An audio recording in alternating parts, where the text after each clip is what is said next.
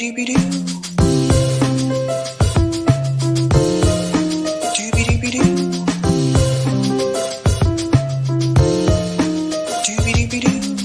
host, sabrinasalvati.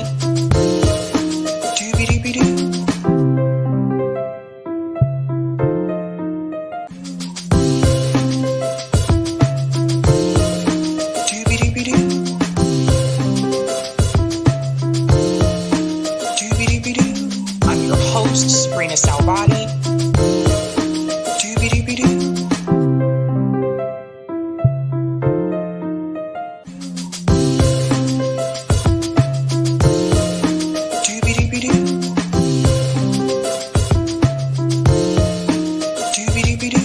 I'm your host, sabrinasalvati.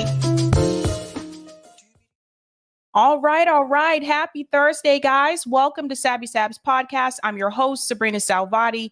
My special guest tonight is Jose Vega. He is an anti-war activist, and you may know him from his many confrontation videos that he has posted on Twitter, confronting politicians.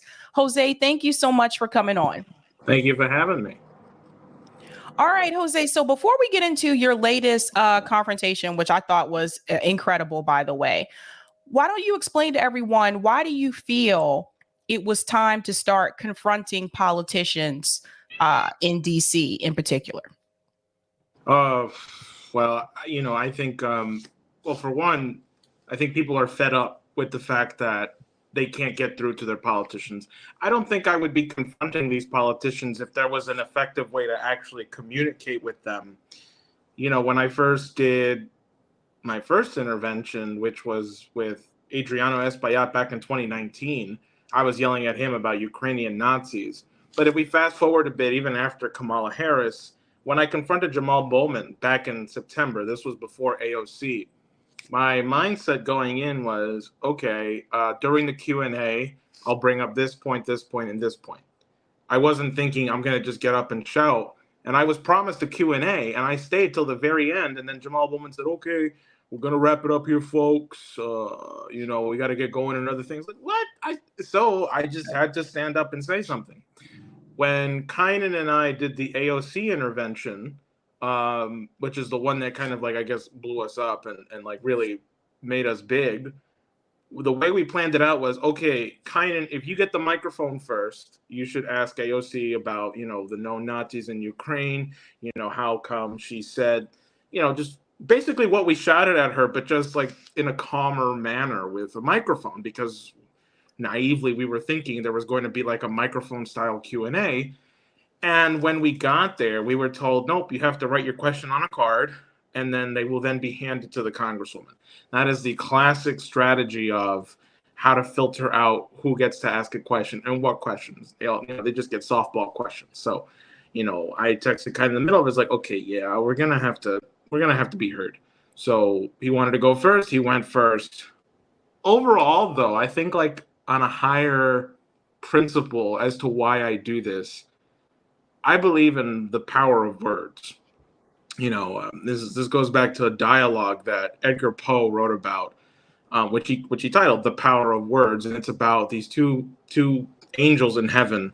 And one angel says to the other one, "Hey, when I thought I got here, I thought I would know everything." And then the other one says, "Well, the only person who ever would know everything would be a fiend, because to know everything would be a curse, because then there's nothing new to discover." And then the other angel says, "But doesn't God know everything?" And the other angel says, "Well, God is the most happy, which means he's always discovering something. So I guess that question might be the one thing even he doesn't know. Does God know if he knows everything?" Anyway, so then they start talking about motion. Like if you move your hands like this, that's an imprint on the air. You move particles left and right like this. So even if it's a tiny action, it has a big impact, because it will at some point touch every particle on the earth, no matter how long it takes, right? So when you're walking or when you're going to the grocery store, right, it's kind of like what they call the butterfly effect, right? Like every action you make does have implications that at some point or some way will affect the world. And so as they're talking about motion and this and that, they're saying, has it occurred to you that your words have power too? are your words not an imprint upon the air also? And that's how it ends. It ends with that question. Are words not also motion and action that move the world, that will forever resonate in eternity? Therefore, what words are you going to use to put out there that will ring in constant dialogue with the past, the present, and the future? So I know that's like a really on a higher level as to why I do this, but that is like, I believe that I want to shape the future to be better for somebody born 100 years after I'm dead to have a better life than I did. So in what way can I use my actions and power to do that? That's right. This is the thing that gets me when people say we need to be nice to politicians. I don't subscribe to that. I think that's ridiculous. I think we've been nice to them for quite some time, and that's why they're not doing what they need to do for the people. I remember local politician here, Mayor Michelle Wu. We confronted her. It wasn't at a town hall. If it would have been at a town hall, we would have never been able to ask these questions. But she actually hosted an event in the community. We went to that event and I was able to push through kind of the crowd. My producer, Eric, was there as well to ask her, like, what are you doing about the affordable housing situation? But I had to push my way through because so many people, they were more focused on taking pictures with Mayor Wu. They weren't focused on asking her, what are you going to do to help the people in the community? And that event turned out to be more of a promotion for local candidates, so to speak. I'm so-and-so when I'm running for city council. I'm this person, I'm running for this, when I felt like the focus should have been on the community. So I tried to bring it back to that. Now, luckily for me, she did answer my question. But in the past, when I've gone to town halls, it has never worked that way. Those questions are usually pre-selected. They make it seem like they're calling on a random person in the audience. They are not. They've already decided who they're going to respond to. So when people ask Jose, like, why are you yelling? Why are you standing up like that? Because submitting the questions that they want to ask, those questions would never be selected. So that's why you have to do what Jose does, what Diane Sayre does, what the other members of the LaRouche movement are doing, even people who are not part of the LaRouche movement. You have inspired other people to do this. There are some of the college students here, they saw what you were doing and they're starting to do it too. So it's not just, it's a kitty. It's not just, Jose that's doing this. Like, you are inspiring a lot of people. I know you've been really passionate about the anti-war movement. I got a chance to see you at the Rage Against the War Machine rally. What is the reason for your passion about that? And when did that start? Was this something that you always had an issue with, or was there one event in particular that pushed you to start speaking out against war? Okay. So two things just to kind of, there we go. I was hearing myself for a second, but it's okay. I think two things. Well, first, just to kind of respond to what you were saying about the town hall stuff, I think it's okay for politicians to disagree with their constituents. I think that's totally okay if it's open and honest in the dialogue process, right? Because, like, for example, if I'm saying, hey, I think policy X, you should be supporting it. And then they say, no, I'm supporting policy Y instead. And if you dialogue with me and if you tell me why, we can both walk away disagreeing with each other. But at the end of the day, I know I can trust you because you actually sat down with me and told me why you think the way you do. And that matters a lot more, because if you have politicians who are just going to cherry pick the questions they want and never answer the other side or what people want, how the hell can anyone trust you? Because, so it's like I said, it's completely okay to have an unpopular opinion or position if the majority of your constituency doesn't agree with it, but you also have the responsibility to explain why you chose, and also have the opportunity to hear out your constituents, because maybe you might be wrong, or maybe your constituency might be wrong. And if your constituency is wrong, you have an opportunity to explain to them why they might be wrong, like the Ukrainian war.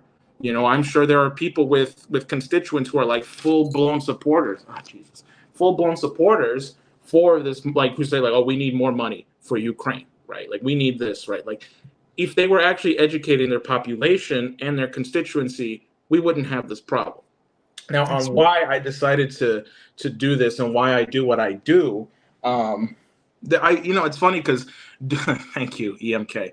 The homies over at Diva'sDoodles, they actually came into my home and they interviewed me on this, and they'll be coming out with it. I don't know when, maybe May or June. But was there an event in particular? I mean, I guess when I first was coming around the LaRouche organization, I was like first becoming aware of what was happening in the world. That's when I was first becoming aware of like, okay, there are really big problems out there that are happening at the higher level, right? Whether it's, funding Nazis in Ukraine, because that was happening in 2014, to planned shrinkage, which is a policy here in New York City where Roger Starr, the city planner, said, yeah, we're just going to cut resources and access to all the poor parts of New York City so that they just die off. Okay, yep. That's like straight up genocide. So I'm learning about all that. And I'm not really sure. I'm only like 16 at the time, but I'm learning about all this. And then I guess one event that really set it off was when I was in the middle of my apartment. It was an apartment that my mom and I got where I had my own room for the first time. And it was a basement apartment, and the ceiling had completely flooded with sewage water.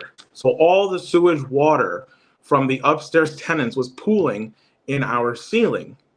And then it just collapsed and broke in, right? So I posted about this. There's news stories on it. And I went to my local councilman, Fernando Cabrera, and his chief of staff was helpful at first, but then he started telling me, like, because I got a lawyer pro bono, right, who was willing to help me with no money. I was making a big deal about this. I was like publicizing it, and he told me to drop it because if I didn't drop it, my mom would never be able to rent an apartment again in New York City. That nobody wants to deal with a tenant who sues their landlord.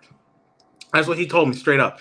And I told him, no, I'm going to get justice. Now, mind you, my name wasn't on the lease, right? Because I'm only like 18 or 19 at the time. And it was, my mom's, his name is on the lease. And so he called my mom that night and said, listen, your son is going to take this too far. You're never going to be able to rent an apartment ever again in New York City. So, you should tell him to drop it. The next day, the super of the building changed the locks on my building and on my apartment. So that's illegal because they're supposed to give you at least a 2-week notice and a reason why they're going to do that. They did it on the spot. I called the police because my lawyer said, call the cops. The cops said, okay, well, get your mother here, whose name is on the lease. I called my mom and she says, no, I'm going to drop it. You're making too much of a big deal of this because, Cabrera's office says that we shouldn't continue to fight this and we're just going to drop it. So that was my local councilman telling my mom to just drop this shit. And I just remember being utterly defeated there because the super had this smug look on his face. The cops were like, yeah, sorry, kid. And they didn't even believe me. They thought I was like squatting in the apartment because I told them like my stuff is in there. My books, my clothes, my property is fucking in there. My bed was in there.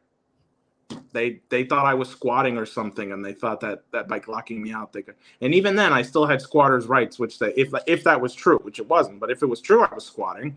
They still have to let me in. They wouldn't do it. So, my distrust for authority, I guess, really came there, and it opened my eyes too, because I remember talking to that councilman and telling him, like, hey, listen, like, I know I'm not the only one going through this. Like, you have this whole district is known for stuff like this. And he says to me, yeah, but you're the one in front of me right now. We can't fix the world's problems. We can only do things one by one. I'm like, come on, So that right there showed me, like, it's not just this one guy, because there's poverty all over this country.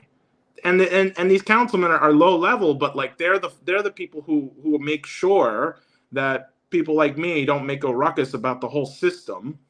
And so I just wasn't. I think set me off right there, like, and my crusade of like, okay, this is personal and it's not personal, because it can't just be about me. It's about everybody who are immigrants who can't even speak English, who are probably going through it much worse than I am. And then I think about the people around the country who who are going through it. And then I think about people in other countries who don't even have apartments, who probably live in like shanty towns and stuff because of like the United States and how imperialistic it is and all the sanctions and like what's happening in Syria. So that's why I believe in a top-down approach when it comes to this. So yeah. Oh, you got to love the slumlords. I think for people who may live in other places, when you live in places like Jose's in New York, I'm in the Boston area, there are a lot of people here that really like do not know their rights when it comes to tenant rights. And there are a lot of immigrants here in the Boston area as well as New York City, and not everyone speaks English. And so they're just told something, you have to get out, or they put a lock on something and they don't realize, number one, what's happening most of all, but number two, the fact that they do have some types of rights. And this is one of the things that I've been talking about a lot, is like the housing issue. It's a big problem. There are a lot of slumlords that are out there. I've gone through my share of them too, reporting them as well. And what they put you through, at the end of the day, you end up just being better off just going to a different apartment. It's absolutely ridiculous. But speaking of causing ruckus, you caused a new ruckus recently. And you posted this on Twitter. So it says, so Diane Sayre and I confronted Russiagate fanatic journalists, Masha Gessen, David Remnick, Anna Nimzer, Beth Noble, and SBG1 at their Come Listen to How Great We Are as Journalists talk. We touched on Russiagate, Seymour Hersh, Julian Assange, and Masha being a CIA asset. So I'm going to play this and we'll chime in between, Jose. But this is really good. All of them are good, but this one really, really takes the cake. Here we go. Do you have any idea how stupid we look to the rest of the world? We have Julian Assange in prison for 4 years, and we're here talking about journalism. Ukraine is doing everything you're accusing Russia of doing. They've banned the Russian language. They have outlawed political parties. One of the things, no, we should talk about this because we're about to be perhaps in a nuclear war. The U.S. is going fascist. I don't know if you've read this Resist Act. We have Assange in prison. We invaded Iraq 20 years ago and killed 1 million people based on lies. I want to pause here and explain to everyone, this is Diane Sayre. So she's also part of the LaRouche movement. She was also on this show. Everything she's saying there is 100% true. I did notice something different about this particular confrontation. I noticed this time, Jose, the audience isn't booing. Yeah, I don't. When I was there weren't boos. In fact, it was neutral, actually, because I think these people are critical thinkers, even though they might have been sipping a lot of Kool-Aid recently. I think that you know, if you speak some reason to somebody who once believed in reason, who once believed in the truth, I do believe you can shake people out of their kind of like delusion for just a second and be like, yeah, she's right. Julian Assange is in prison, you know, like, yeah, we did kill millions of people. Like, and also that day was the 4th anniversary of Julian Assange being locked up in prison, right? So the fact that you're going to talk about journalism and not on that day and not talk about Julian Assange was like, so I'm sure that was on everyone's mind too. So yeah, I agree with you, you know, that people weren't booing. I think people were listening and wanted to see how people were going to respond. Even when it comes to the Iraq war, like Diane is pointing out, killed 1 million people based on lies. That's 100% true. I mean, like, in these journalists who are present and other mainstream media journalists, they spread that lie. They spread the State Department talking point, you know, and then it was years later we found out that it was a war just based on lies. So I'm incredibly glad that she called that out. Let me go ahead and continue. And no one cares about that. They should be here to hear me because they're here to tell a bunch of lies. I should be on the program. The United States is in deep trouble. We have nothing to offer the world. China and Russia are bringing peace. They chilled out the situation between Iran and Saudi Arabia. The war in Yemen is ending. No, you don't have any idea how stupid you look to the world.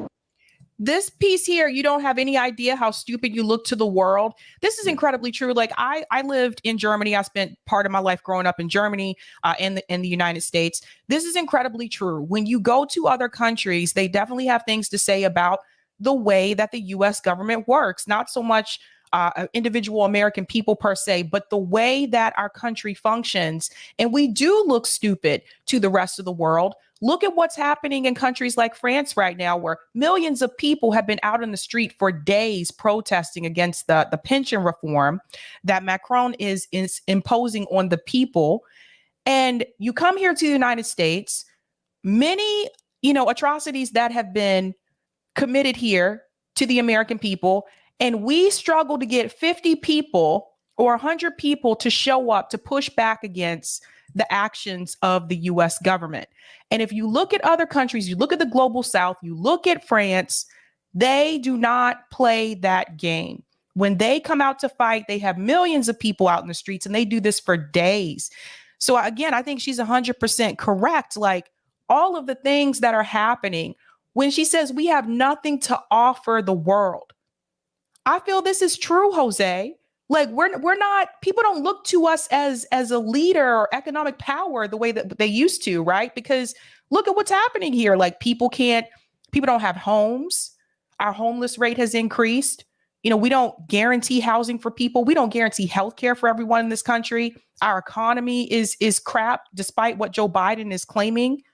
So I totally get where she's coming from. I don't feel like we really have anything to offer the world. And other countries are taking matters into their own hands. And they're like, we're going to start our own peace negotiations and not wait on the U.S. government. Oh, yeah. I completely agree. I think the problem was, I'm an FDR guy. I know some people in your audience may not be FDR people, but, I would ask people to consider this. There was an exchange between Winston Churchill and FDR where FDR told Winston Churchill, when this is all said and done, because remember, they're working with each other against the Nazis. He says, when all this is said and done, Africa, India will no longer be your playground. You're done. That's what he told Winston Churchill straight up. He said, if you want to be there, okay, you're going to build them schools and you're going to build them hospitals. You have no other reason to be there. And FDR had the idea of the United Nations for this reason. He said, look, we need to dialogue with other countries. We don't need to keep invading, and we need to treat other countries with mutual respect and sovereignty, right? So United Nations, which was formed here in New York, right, was once like the beacon of hope. Like, okay, here in like, this is what the United States stands for, right? Dialogue and peace around the world. What happened? FDR died. That's what I believe. And then you got this asshole Truman, and Winston Churchill was like, yeah, I don't have to listen to FDR anymore because he's dead. So what did he do? He kept playing around in India. So I very much ascribe to a FDR style of foreign relations, which is you help each other grow. And also the BRICS, of course, like the BRICS, the BRICS and the World Land Bridge, which was like a policy that was drafted by the LaRouche movement, which I know is hard for some people to believe, but like, we put out a report back in 1978, then again in 99, and then again in 2011 called the World Land Bridge, or the Silk Road. And then 2013, when China adopted it, we republished it as the Silk Road becomes the World Land Bridge. And, so that was basically our idea that the Chinese have adopted. That's why they call Helga Zepp LaRouche, the founder and the wife of Lyndon LaRouche, the Silk Road lady in China. But that's another discussion for another day. Yes, the world right now thinks we're clowns and yep, big bullies that like to put their boots on the necks of other countries, and rightfully so, because it's not just to other countries, it's to their own citizens too. So there you go. How stupid everyone here in their pomposity. I'm sorry. We're going to run around talking about democracy. We won't be able to discuss that. That's can good. you keep it for the discussion? I don't think I will be allowed to ask questions You will here. be allowed to ask a question. I would like to Just ask at the about moment. how we can say what we say We can do about that, Russia but when at the time Julian of Q&A Assange is session, sitting in please. prison. No one cares about this. It's okay that you ask questions, but it's okay to ask it at the time of the event when we have it. Hey, where's Seymour Hersh? Shouldn't Seymour Hersh be here? I mean, why we got this CIA acid Vivian Goldman wannabe here instead of Seymour Hersh? Here's a question: did we? So this is Jose, just letting people know. But that's a really good question. Seymour Hersh is the journalist that reported on the Nord Stream 2 pipeline. He was the one that exposed the fact that it was actually the U.S. government that blew up the Nord Stream 2 pipeline, despite what mainstream media has been saying. And he is a renowned journalist. He has won several awards, and he should be there. And that's the thing. They don't invite independent journalists to these types of events. Mm-hmm. That's right. Yeah. Oh, and also the editor of the New Yorker, David Remnick, was there. And actually, I think I take this with a grain of salt, but I think he wrote like an article for the case for why Julian should be in jail. I'm pretty sure he wrote it or he edited, one or the other. Again, take that with a grain of salt, so I'm not liable for libel. Okay, but I'm pretty sure that's what it is. And Tara Reid told me that he also killed the Biden story because, you know, Tara Reid is supposedly about to testify in Congress for, right. David Remnick killed that story when it first came out, and then when it came out again during the 2020 presidential race. That's right. They're all just talking heads of the State Department. Stream or not? Did we blow up the Nord Stream or not? It's a simple question, yes or no. I'm just asking a question because everybody wishes they knew something different. What about Russiagate? She was completely wrong about Russiagate. I mean, let's just be for real. You were wrong. Everybody was wrong about Russiagate, okay? Robert Mueller took away the case. Think about that for a second. Now, all of you are wrong. Nobody here has even said a word about us blowing up Nord Stream. And they don't even retract Russiagate either, Jose. No, they don't. They still go for it, yeah. No, or apologize for it at all. Yeah, it's hilarious.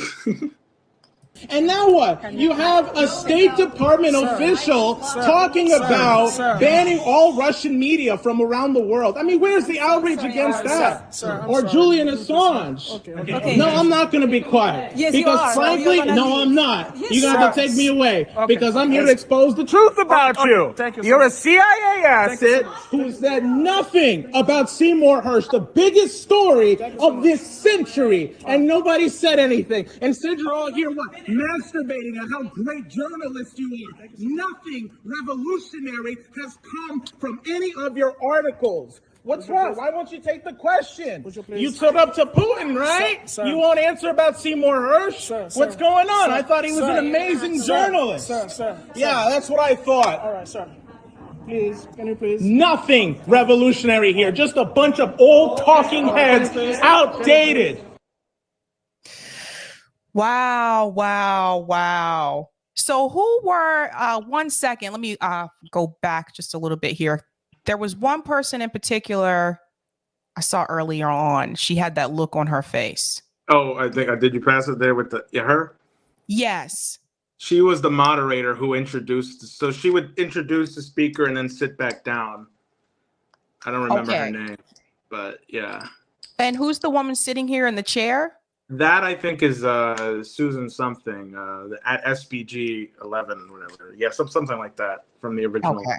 Yeah, that's who that is. Part of the reason why we interrupt, well, there was a Q&A, but the Q&A was you had to write your questions on a note card and then they'll get, the typical, right? Because the room was small enough to where you could just point to people, right? So why do you have to resort to wasting all these resources of note cards and pencils, which I still have the pencil somewhere, but just call on these. So when we see that, we know the Q&A is not going to be honest. And also the other thing that was kind of sus was the fact that, like, I asked the engineers, like, so is this live streamed anywhere? No, we're just recording it for marketing purposes. We might take segments. So they weren't even publicizing this, right? They didn't want this conversation to be public for available. So I that didn't make sense to me either.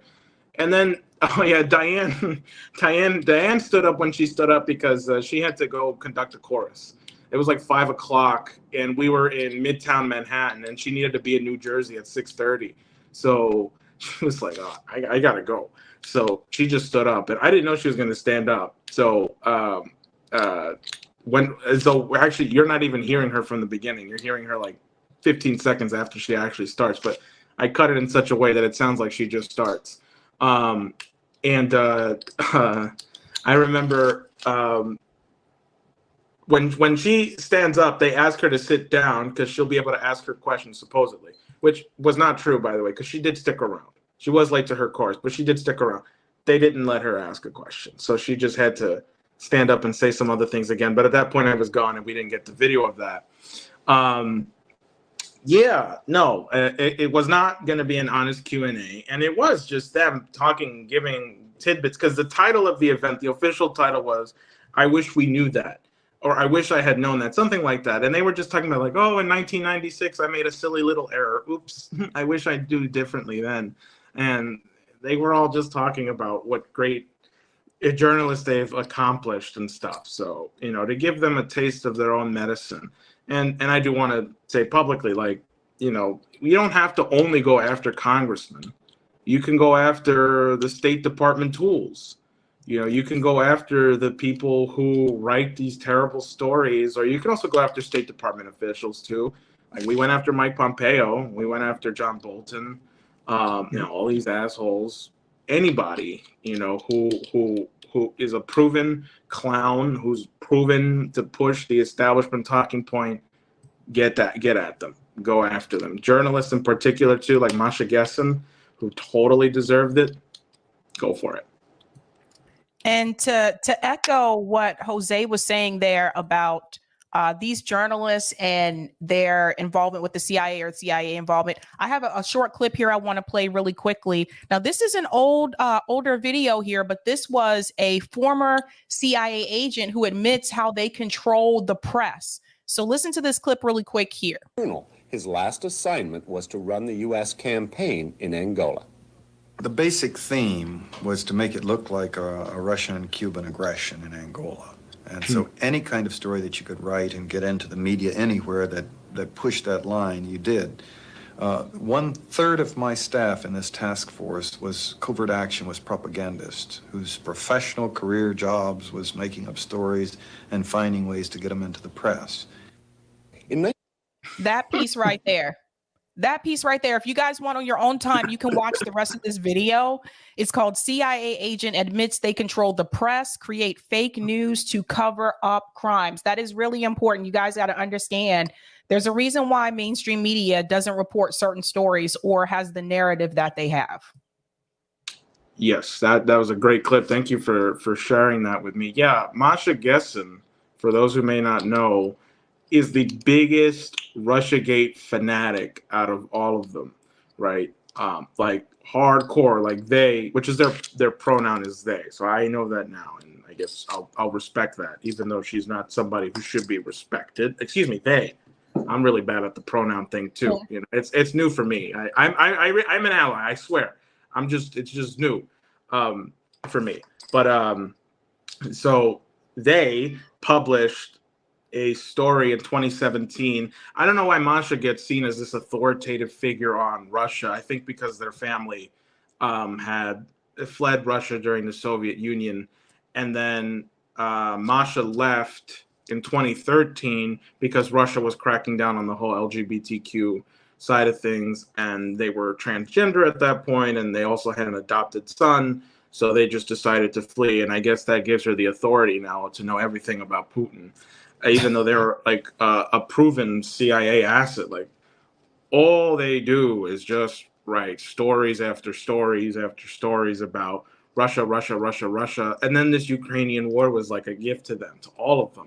Yep. I mean, it was like insane. How much they just push out Masha and these people push out, and also Masha's now going to be a professor at the school that we went to, that was the Newmark school. I think it's part of NYU. So now they're going to be teaching a class at there. So interrupt them. Well, okay. The overarching point I want to make is that like all these authority figures, like, we did Nancy Pelosi like last week. People might have seen that. Our goal is to take these big authoritative figures, people who are respected in the establishment, who hardline push, and ridicule them. You got to tap dance on their image of being taken as serious authoritative figures, and you tap dance on it and you expose them for the clowns they really are. That's my goal when it comes to people like that. I go after the progressives a little differently, because I think when I go after progressives, that's more disappointment. Like, right. Come on, like, better. I want you to do something better. But when I go after like a Pelosi, that's just like, you're old and you're wrinkled. You're not doing. You're getting a smackdown today. That's right. That's right. Well, Jose, what do you have coming up next, and where can people find you on social media?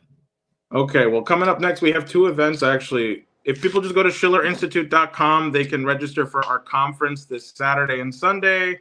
And it's a 2-day conference. It's virtual. It's YouTube and Rumble and stuff. You can click on.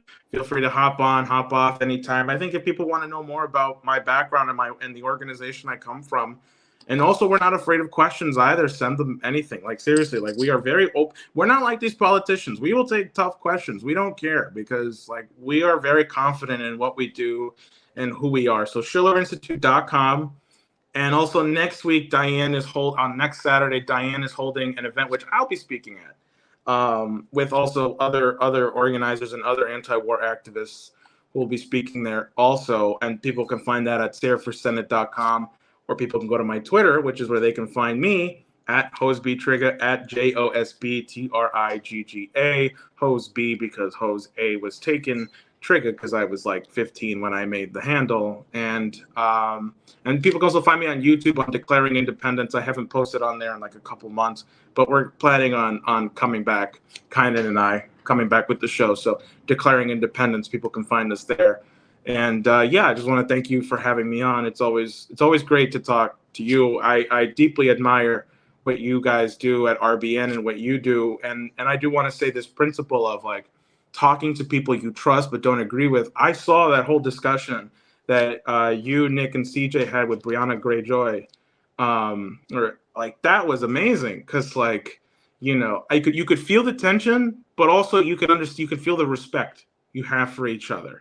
Right. Mm-hmm. And I thought that was very good, actually, a really good discussion. And those kinds of discussions just need to be normalized. Like, it's okay to have those kinds of discussions with your friends, because like I said, I don't think anybody is ever completely 100% right on anything. Right. In fact, probably most of us walk around and like 50% of what we think we know is probably wrong. That's true for every single one of us. And I think that's a good thing, because together we figure out okay, you poke a hole in my thing, I poke a hole in your thing. I guess maybe we're both not seeing something. So I really do respect that. And I love what you guys are doing. So thank you. Awesome. Thank you so much, Jose. Thank you. Bye. All right, guys. Jose Vega, awesome. Doing great things out there. I think you guys should join in along with that. Like, we need more people to confront, not just politicians, like he said, but some of these state department heads as well. Right? Okay. I'm going to give a quick shout out to Sabby patrons, and then we're going to get into our next stories tonight, and I'll shout out some of those chats as well. Thank you so much. All of you who are Sabby patrons, thank you so much for your support. I really do appreciate it. If you're interested in being a Sabby patron, I have 5 categories: members, Sabbies, Sabsters, Sabinators, and of course, the ultimate. All of their names are listed here. You can also see their names scrolling across the bottom of the screen there on the ticker. Thank you guys so much. Really appreciate all of your help. Okay. You are going to learn some things tonight. Let me go ahead and share that thumbnail with you. I think we have some pretty interesting stories. It's a bit of a mixed bag, but we're going to dive in. All right, tonight we are discussing Glenn Greenwald, poverty wars. I think that's probably one of the most important discussions that you're going to hear tonight. He really nailed it on that one, and you're going to learn a little bit of history too. We're also going to discuss Elon Musk upsets NPR and the BBC. What did Elon do? He is on everyone's radar. I think this past 2 weeks, he's been all over the place, but we're going to dive into that. We're also going to discuss RFK Jr. polls and his media blackout. So I have 2 clips I want to show in reference to that from Rising. I have a lot to say about that, as you can imagine. And of course, Jose Vega was just here. So let's dive in. Really quick, I want to address these comments here. Thank you for the super chat, Roger Meadows. Flaps of butterflies create hurricanes elsewhere. Well said.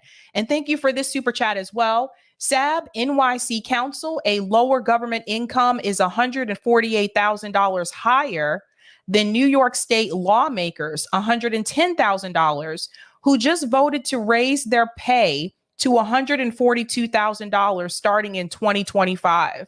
These politicians are paid, you guys. They're paid. They deserve to do their job, right?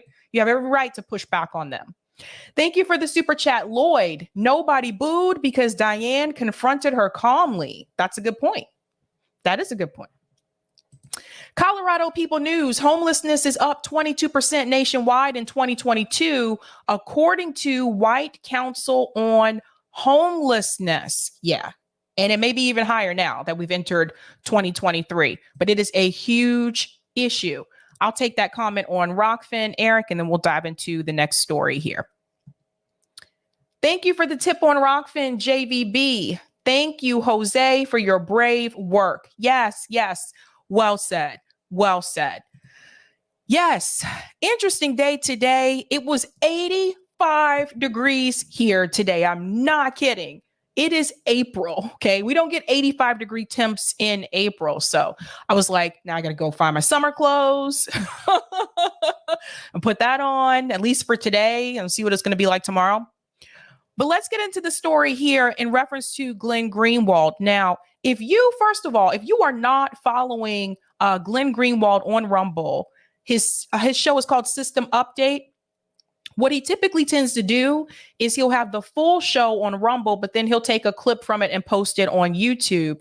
I highly recommend you follow him on Rumble. If you're not watching this show, you are missing out. He is killing it over there.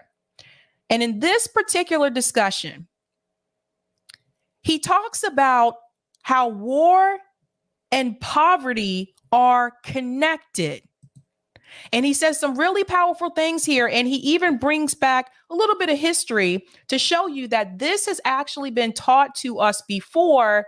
Most of us watching or around probably were not alive back then, but some of you probably were. So if you don't remember, this is going to refresh your memory.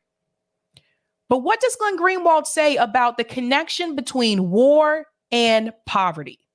Let's get into it.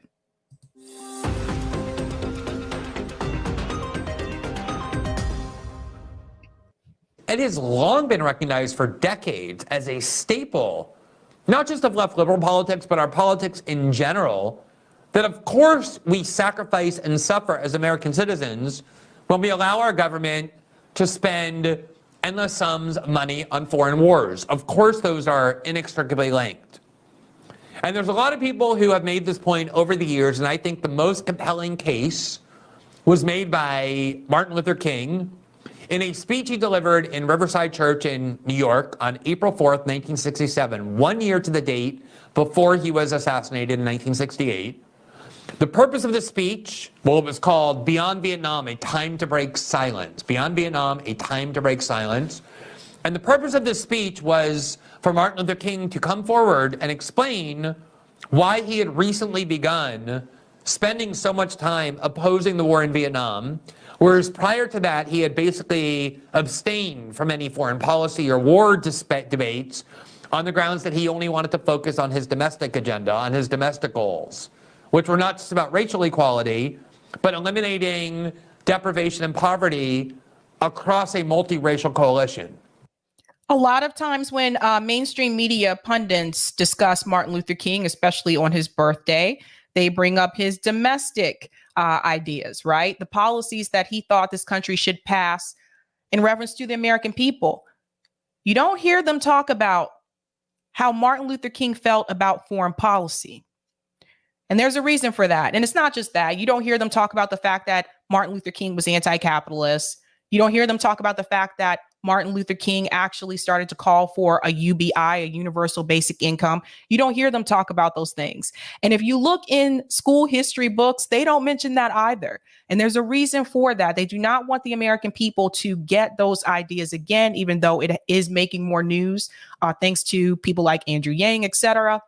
But they don't want the American people to start getting ideas. So what they do is they whitewash history. So listen to what MLK said in reference to these wars and poverty and how it's connected. That was always his stated goal, not just racial, but economic and class. And so he came to give this speech as a way of essentially apologizing for the fact that he neglected the war in Vietnam and other issues of war and militarism for so long, because he came to understand that the two cannot be separated. That's right. That the reason so many Americans and American cities are in decay and neglect, and people are suffering in the working class, not nearly as much as they are now, but certainly then they were as well, is because of how much resources we allow our government to devote to hundreds of military bases, to endless wars all over the world that never improves the life of American citizens. So let's just take a moment to look at what he said, because as I say, it is, I think, the most compelling case for why these two debates, the issue of militarism over here and the lives of American citizens over here, are actually completely interconnected. This is exactly why I say that domestic policy and foreign policy are both important. Foreign policy and is domestic policy in a sense. And this is an example I can point to prove that, because it is connected. We have to start thinking from a global perspective. Even when we talk about the issues that are happening in our country, we have to look at it globally and how it's all connected. And this is true. Our government has a defense budget right now, and it wasn't as high back then, but right now the defense budget is over $800 billion. That's money that could be allocated towards other programs and resources to help American people. But as long as you have a bloated military budget, and you have politicians in DC that support it, and you have a Wall Street that supports the military industrial complex, and you have billionaires like Elon Musk who also support the military industrial complex, nothing will ever change. This is especially crucial.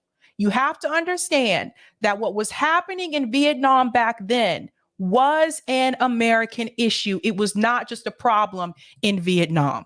Let's go on. You can't separate them that way by saying, oh yeah, I support the war in Ukraine and I want to keep sending in unlimited resources because that has nothing to do with the lives of American citizens. It's the resources of our government and how we use them. That's what the debate is about. This is what he said, quote, I come to this magnificent house of worship tonight because my conscience leaves me no choice.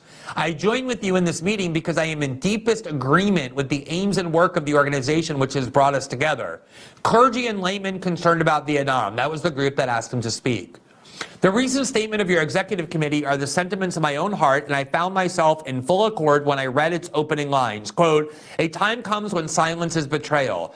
That time has come for us in relation to Vietnam. Over the past 2 years, as I have moved to break the betrayal of my own silences, and to speak from the burnings of my own heart, as I have called for radical departures from the destruction of Vietnam, many persons have questioned me about the wisdom of my path.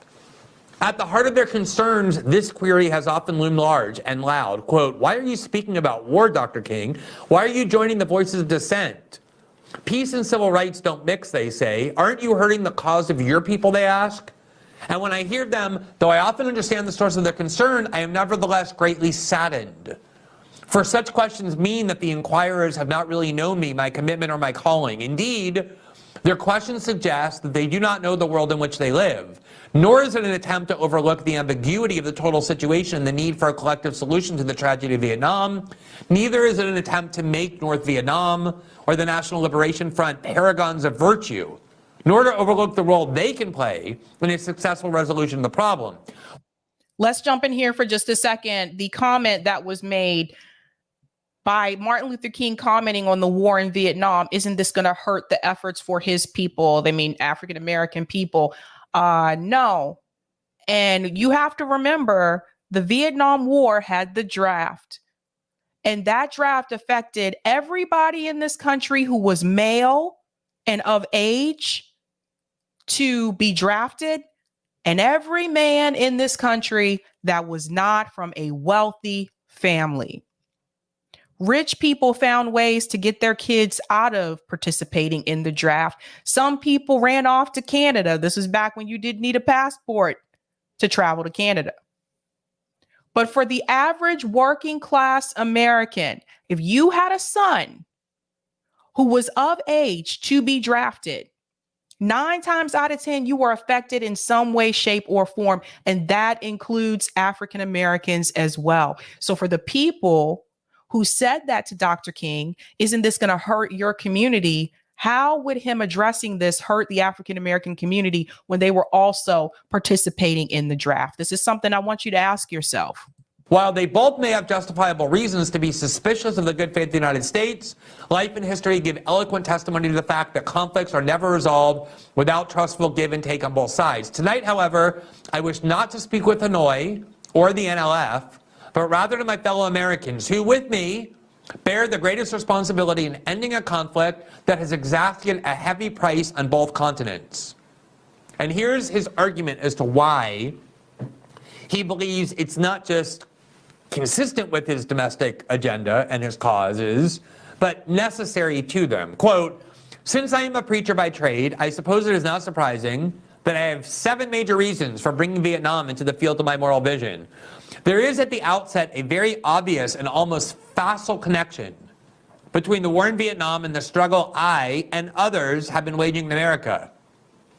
Now listen to how he defines his cause. "A few years ago, there was a shining moment in that struggle. It seemed as if there was a real promise of hope for the poor, both black and white, through the poverty program. There were experiments, hopes, new beginnings. Then came the buildup in Vietnam, the military buildup, and I watched the program be broken and eviscerated as if it were some idle political plaything of a society gone mad on war. And I knew that America would never invest the necessary funds or energies in rehabilitation of its poor so long as adventures like Vietnam continue to draw men and skills and money like some demonic, destructive suction tube." This piece right here, I knew that America would never invest the necessary funds or energies in rehabilitation of its poor so long as adventures like Vietnam continue to draw men and skills and money like some demonic, destructive suction tube. Even back then, Martin Luther King was calling out the money, the corporate powers that be, the money that is the MIC. And like I said, the defense budget was nowhere near as high back then as it is now. But even then, he saw it. He saw the problem. Why do you think people like Dr. King, people like Malcolm X, people like Fred Hampton, why do you think they knew early on that who they voted for was not going to fix the wealth inequalities in this country? They had already lived it. They knew this wasn't going to change anything. That's why they decided to help people in their own communities. That's why they took it to the streets, because they knew that the US government, that the politicians were not going to do it willingly. They knew that they had to fight for it. Fred Hampton and the Black Panthers, they knew this. This is why they built their own clinics. This is why they started the free breakfast program for kids in their community. This is why they did mutual aid, because they knew the government was not going to look out for the people. And I say this because even today, based on the history, you would think more Americans would be aware of that. But most Americans that I've met are not aware of it. Most Americans that I've met, they don't even know what the Black Panthers really were. They only know what they were told in school. And in my history book, I don't know about yours, but they did not have a good depiction of the Black Panthers. People have become so focused on who they vote for to solve their problems instead of figuring out how they can come together as a community to solve their problems. Instead of actually looking at what Dr. King said, Dr. King warned you. He warned that this is back then, that they were never going to help. They were never going to help the people as long as the military industrial complex was in place. So I was increasingly compelled to see the war as an enemy of the poor and to attack it as such. Meaning, of course, if we're spending enormous sums of money on wars abroad, it's going to have a gigantic impact on the lives of American citizens, particularly the ones whose lives have not been elevated to being very wealthy or to the upper class, namely the poor and working classes of all races. That was his argument. Now, here we just want to play you an audio of one segment of the speech where he gives a very emphatic critique of the United States' posture in the world, something that if you were to say now would prompt accusations that you were some sort of Kremlin agent or America hater. And of course, that was said about him as well, not necessarily for this reason though. So listen to this passage in the speech where he connects war policy and what he has come to regard as the U.S. role in the world. Listen to this.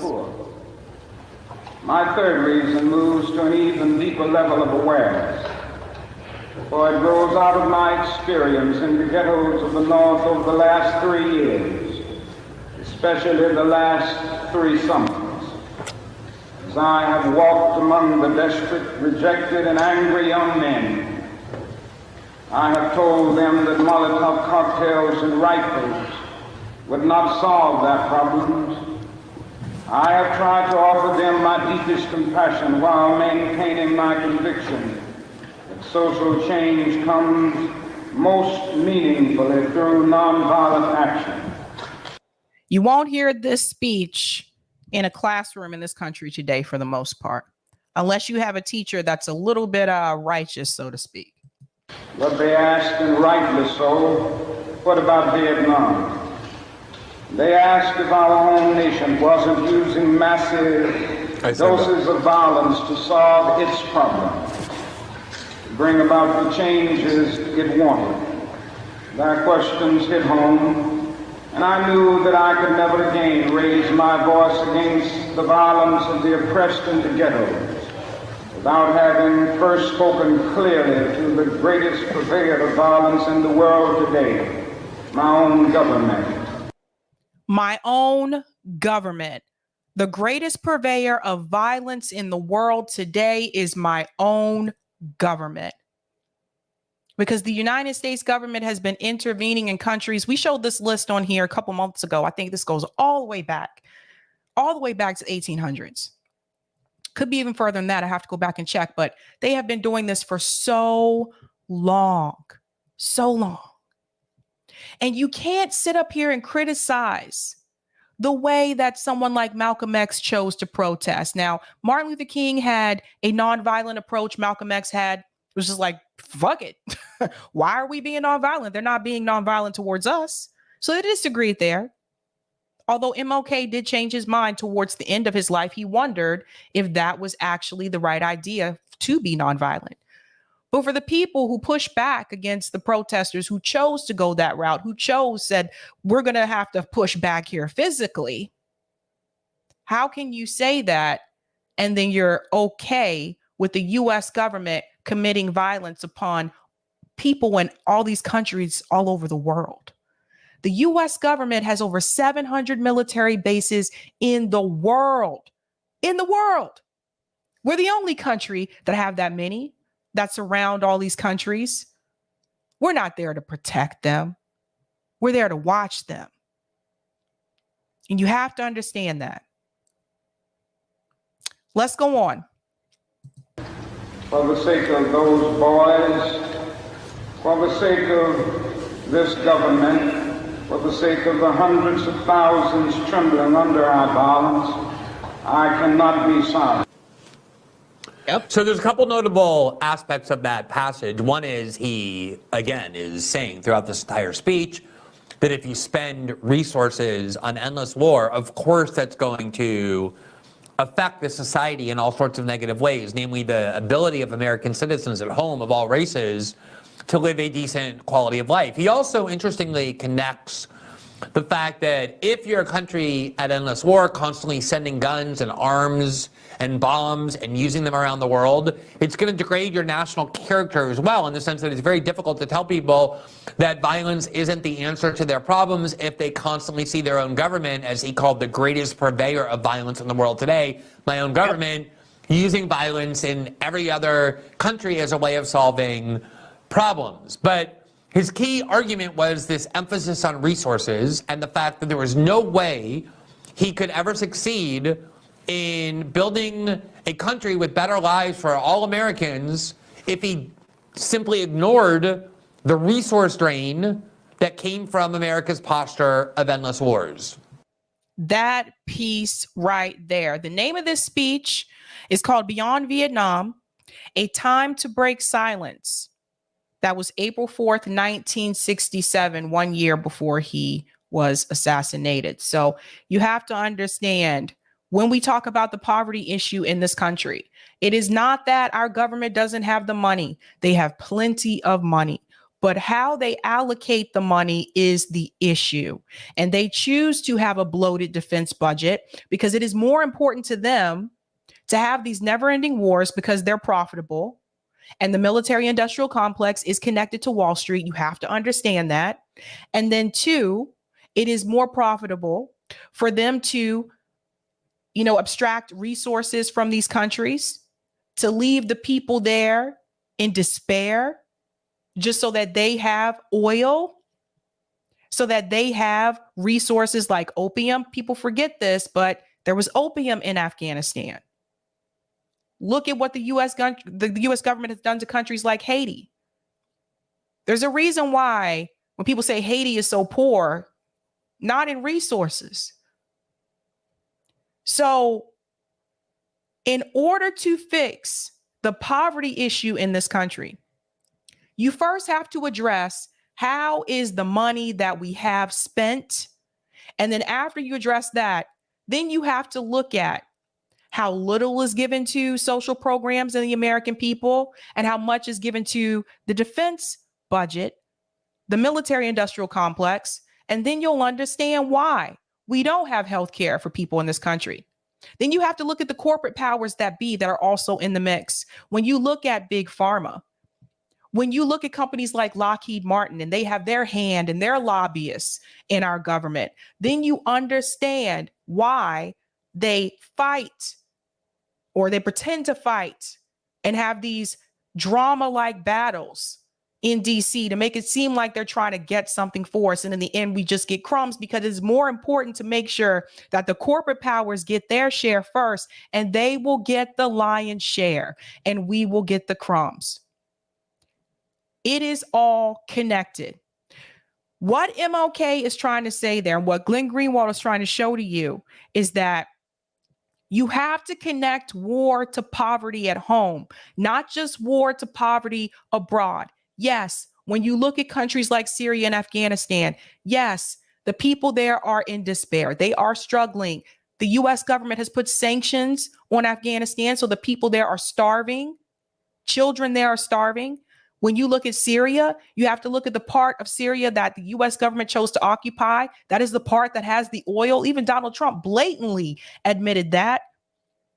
So yes, those people in those countries, they are worse off after U.S. intervention. They are worse off after these economic sanctions. And the economic sanctions don't just affect the soldiers on the battlefield.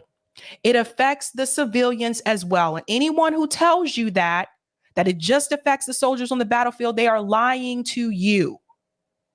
I want to make that very clear. So that being said, you also have to realize that it affects poverty here at home as well.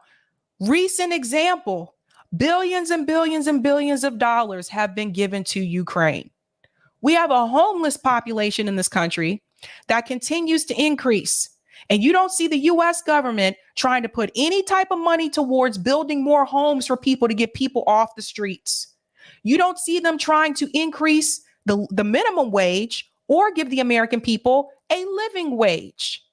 You don't see them trying to give everybody health care in this country either. The two are connected. And you have to break up one of them. And for me, and this is why I've said this before, this is not something you can vote your way out of. I want to be very clear. Every politician that goes in to that swamp, they either become a part of the swamp or they get kicked out of the swamp. But the people who actually go in with the intention to actually try to fight, they're either co-opted or they're sent packing back home. So when I tell you, you can't just vote your way out of this. You can't. And I don't care who the person is. I don't care if it's Marianne Williamson. I don't care if it's RFK Jr. We're going to talk about him in just a second. I don't care, but whoever it is, if you're going into the two corporate parties, you are not going to be able to fix this electorally. And anyone who tells you that you can is lying to you. We are at a point in this country where we need a general strike, where we need the people to protest in millions like they are in France. That is what we need to happen in this country to really get change for people and to get it quickly. I don't mean 20, 30 years down the road and then we will review it or we'll look at it. We'll send the bill to a study, which is where bills go to die. Let's just be clear. That is what we need. And until the majority, we need 5%. Until we can get 5% of the American population to get on board with that, you are wasting your time sitting here, crossing your fingers and hoping that the next politician that goes into the White House is going to be your savior. You'll be disappointed, just how disappointed I was with people like Barack Obama. I really thought he was going to bring about change. You know how many times I've been through this in my lifetime? You too. Especially those of you who are older than me. I'm pretty sure you've been down this road multiple times. So that piece there by Glenn Greenwald, very important. Please go watch the full video. Powerful MLK speech. War is an enemy of the poor. And that's System Update. Now that's the YouTube version. You can see his full videos on Rumble. Very important speech. Please share that speech with other people. I'll take that comment on Rockfin, Eric. Thank you for the tip on Rockfin, Roger. Nice, Sab. I just learned something about not needing a passport back then. So I looked up and this is what I found. A 1978 amendment to the Immigration and Nationality Act of 1952 made it unlawful to enter or depart the U.S. without a issued passport, even in peacetime. HMM. If we ever bring back the draft, we want to make sure you are trapped inside the country. Pew. Interesting, Roger. Casey says, I was wondering why you're wearing a tank top. This is actually a dress. But yeah, it was 85 degrees today. I was like, what? Hello. Thank you for the super sticker, Susan. And shout out to Dwayne for becoming a Sabby member. Whoop, whoop. Whoop, whoop. All right. All right. We are doing pretty good on time, at least for now. We will do call-in tonight, so let's see how far this goes. We are moving on to this story here about Elon Musk. Now, these are two different stories, but it's connected. We're going to start off with the NPR story, and then we'll make our way to the BBC interview because it shows some of the complexities that are happening at Twitter and what Elon Musk has decided to take on. And some organizations and companies are pushing back on Elon Musk. Now, remember when I told you a while back that Twitter decided to add these labels under certain accounts that had either working for RT or Sputnik, and they put this affiliation under their name that said Russian affiliated media or Iranian affiliated media, Chinese affiliated media, etc. But they only did it for certain countries.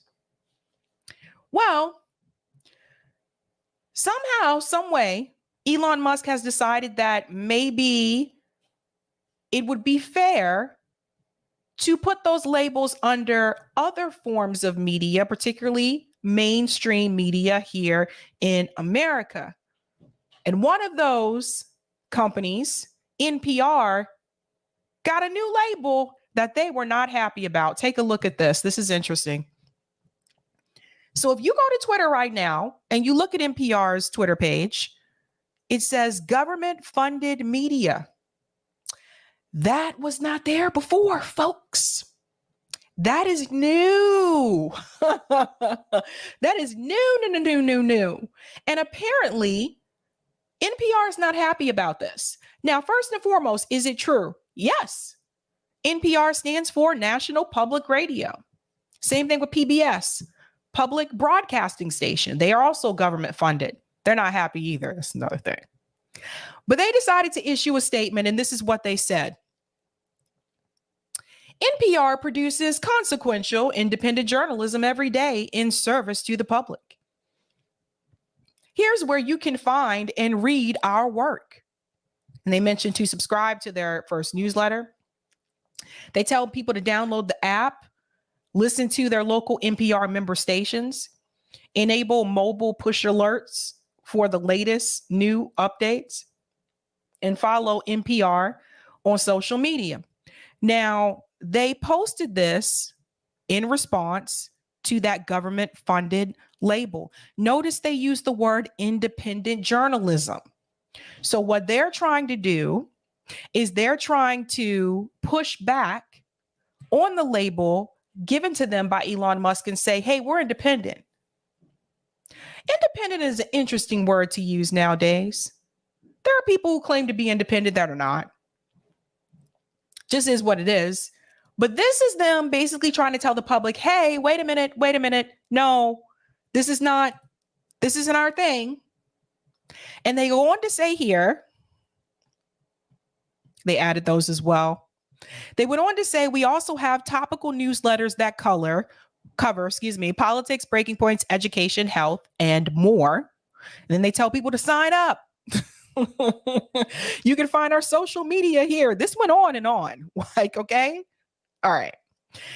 So that being said, because of this label, NPR has officially decided to leave Twitter. Now, if you'll notice, the account is still present, but I guess they will not be participating on Twitter anymore. I think they were really trying to give a push for Elon Musk to remove that label, but he's not going to. This individual here, I found this interesting. The persistence says, just so we're clear, NPR is leaving Twitter because the company truthfully labeled it as government-funded media. It's a news organization, is afraid of the truth. How could it ever be trusted as a credible source? And this is a question that other people have been asking as well. Because you see, I want to point something out. PBS also has this label now too. I want to point something out here. These outlets like NPR and PBS, they didn't seem to have a problem when other accounts received labels like Russian affiliated media or Iran affiliated media. They didn't have a problem with that. They only have a problem now because they're the ones that are affected. And what is wrong with that label? If you are funded by the US government, why is that something that you would want to hide? Why is that something you wouldn't want your viewers to see? Because then they would know that you too, even though you claim to be independent, you support the State Department talking points. So Elon Musk called their bluff. This is funny. Elon said, NPR literally said federal funding is essential to public radio on their own website, now taken down. What hypocrites? And I'll show you this piece here. So he Googled it. NPR federal funding essential. Look at this. NPR, public radio finances. Federal funding is essential to public radio service to the American public, and its continuation is critical for both stations and program. Of course, Twitter added a context thing here. At the time of this tweet, NPR's webpage dedicated to their finances still claims that federal funding is essential to public radio service to the American public, and its continuation is critical for both stations and program producers, including NPR. So, NPR said that they are independent, right? But lo and behold, it actually said on their website that they are government funded. So this is not a false label. This is true. And for them to even put this statement out, it just shows you what this is really all about. I believe NPR was embarrassed by this statement because here's the reality. If the government is funding your news outlet, you think the government's going to let you come onto the radio and make statements like, yeah, but you know, Russia was wrong to invade, but they were provoked. Do you think they would allow that to happen and continue funding that network? No. So you have to be careful about this whole independent statement that some people have. But Elon was not having it. He went on to say here, Jesus, he said, yes, they won't mind losing federal funding in that case. Because if they're claiming that they're largely independent and they're not really dependent on the federal funding, he has a point there with that particular statement as well. So now NPR and PBS, now they know just how everybody else felt when they received those labels as well. Now, here's what I would like to see. I would like to see Twitter label mainstream media outlets corporate funded. Like CNN and MSNBC and Fox News. I'd love to see them have a label underneath their network, their account on Twitter that says corporate funded. Because they are. Let's just be real. But it goes on. Because Elon also had an interesting interview with the BBC. Now, I told you guys before, I was kind of upset that he was not doing any of these interviews, especially when it came to the Twitter files. I thought it was kind of messed up. I felt like he threw Matt Taibbi and them under the bus. But he did have an interview recently with the BBC, not so much about the Twitter files, but Twitter in particular. There's a couple of things that are said here. I have two clips. This is the first one where he talks about how painful the Twitter takeover actually was. Listen to this.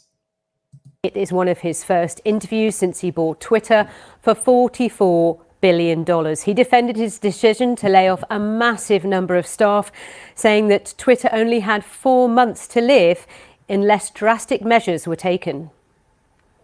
In rough numbers, revenue dropped from $4.5 billion to $3 billion, and expenses went from $4.5 billion to $6 billion, creating a $3 billion negative cash flow situation, and Twitter having $1 billion in the bank.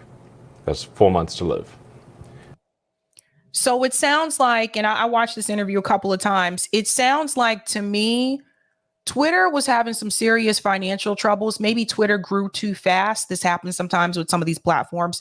I think maybe they grew too fast. I don't think they were bringing in enough ad revenue.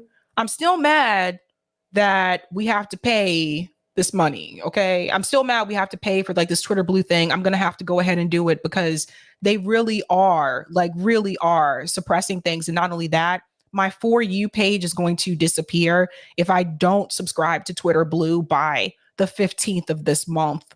And it's happening to everyone.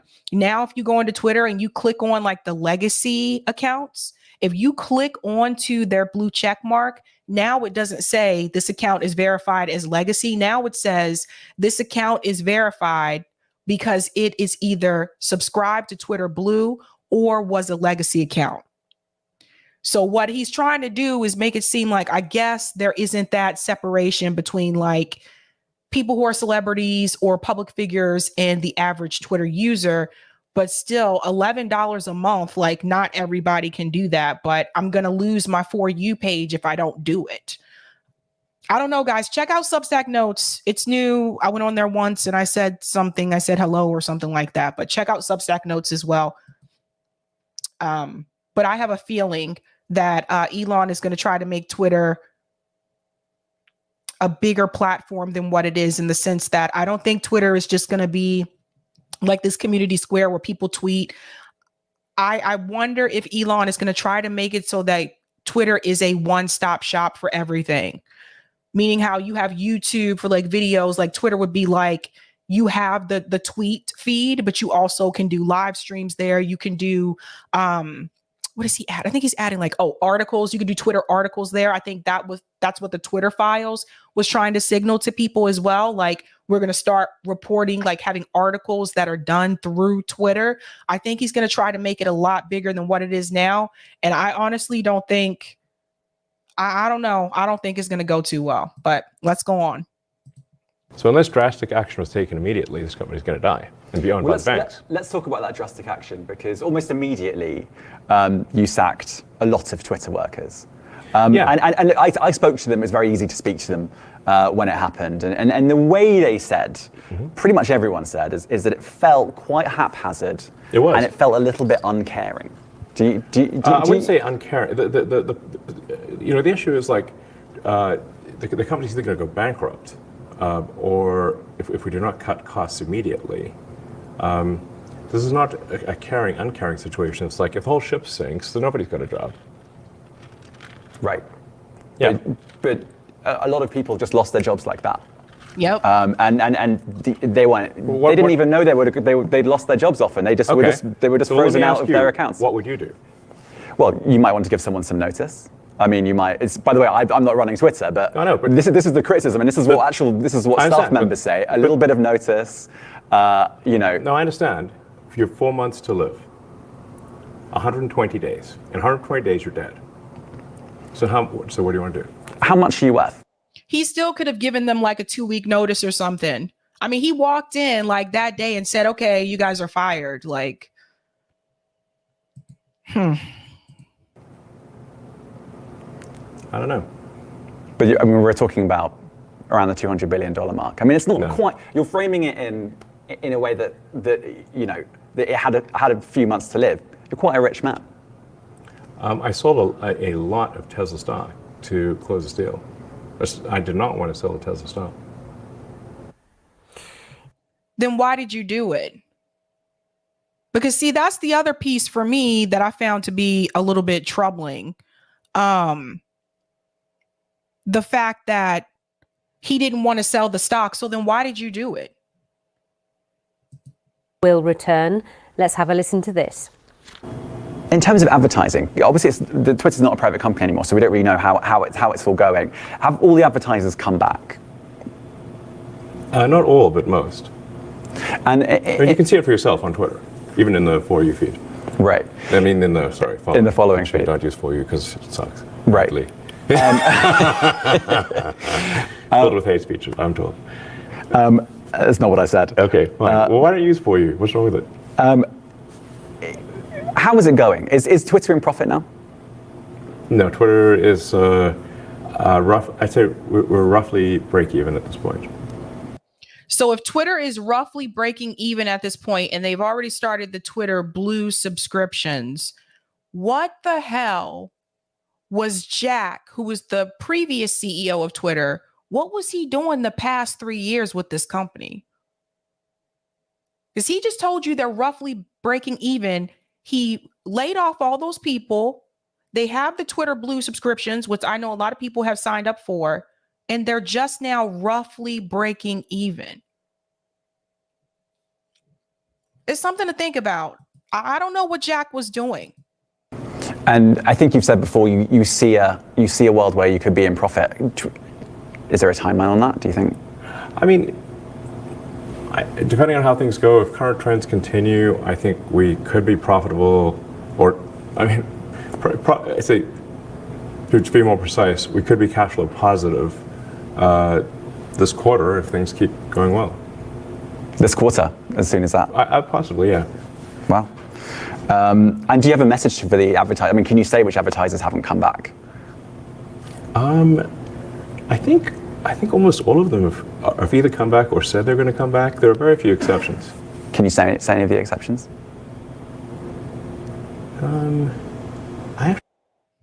This piece right here, I think, was very telling for me. Robert said Twitter is a money laundering operation.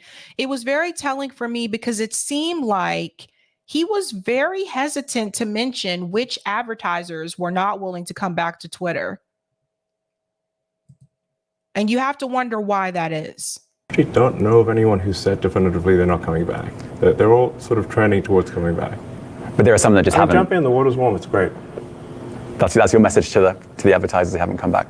Yeah, I mean, look, if Disney feels comfortable advertising, children's movies, and Apple feels comfortable advertising iPhones, those are good indicators that Twitter is a good place to advertise.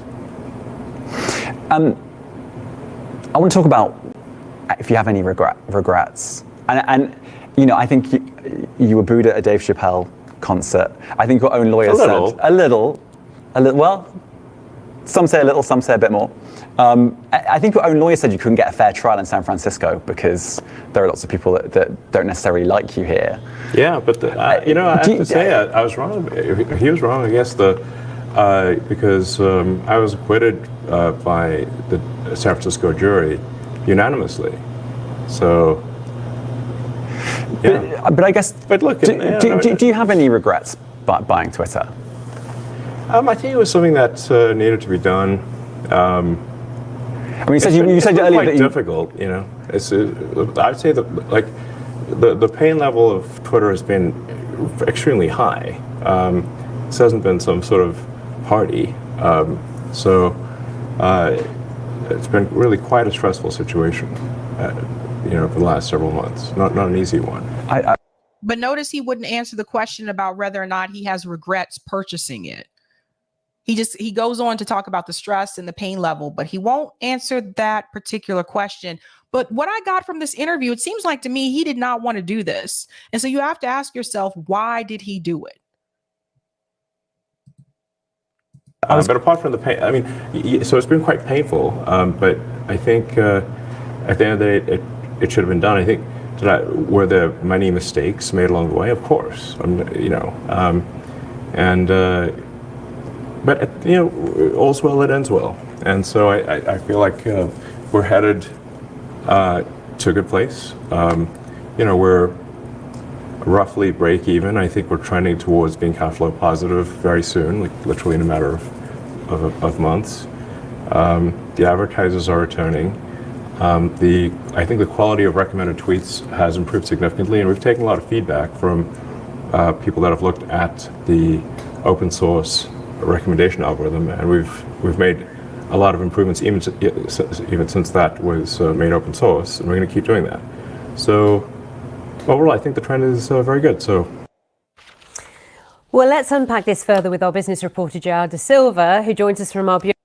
So I wanted to show you that piece there. And then there's another clip that I wanted to show you as well, where the topic of hate speech possibly increasing on Twitter did come up. So you have to see his response in reference to this. Here we go. Content you don't like or hateful? What do you mean to describe a hateful thing? Yeah, I mean, just content that will solicit a reaction, something that may include something that is slightly racist or slightly sexist, those kinds of things. So you think if something is slightly sexist, it should be banned? No, Is that what you're saying? I'm not saying anything. I'm saying. Well, I'm just curious. I'm trying to understand what you mean by hateful content, and I'm asking for specific examples.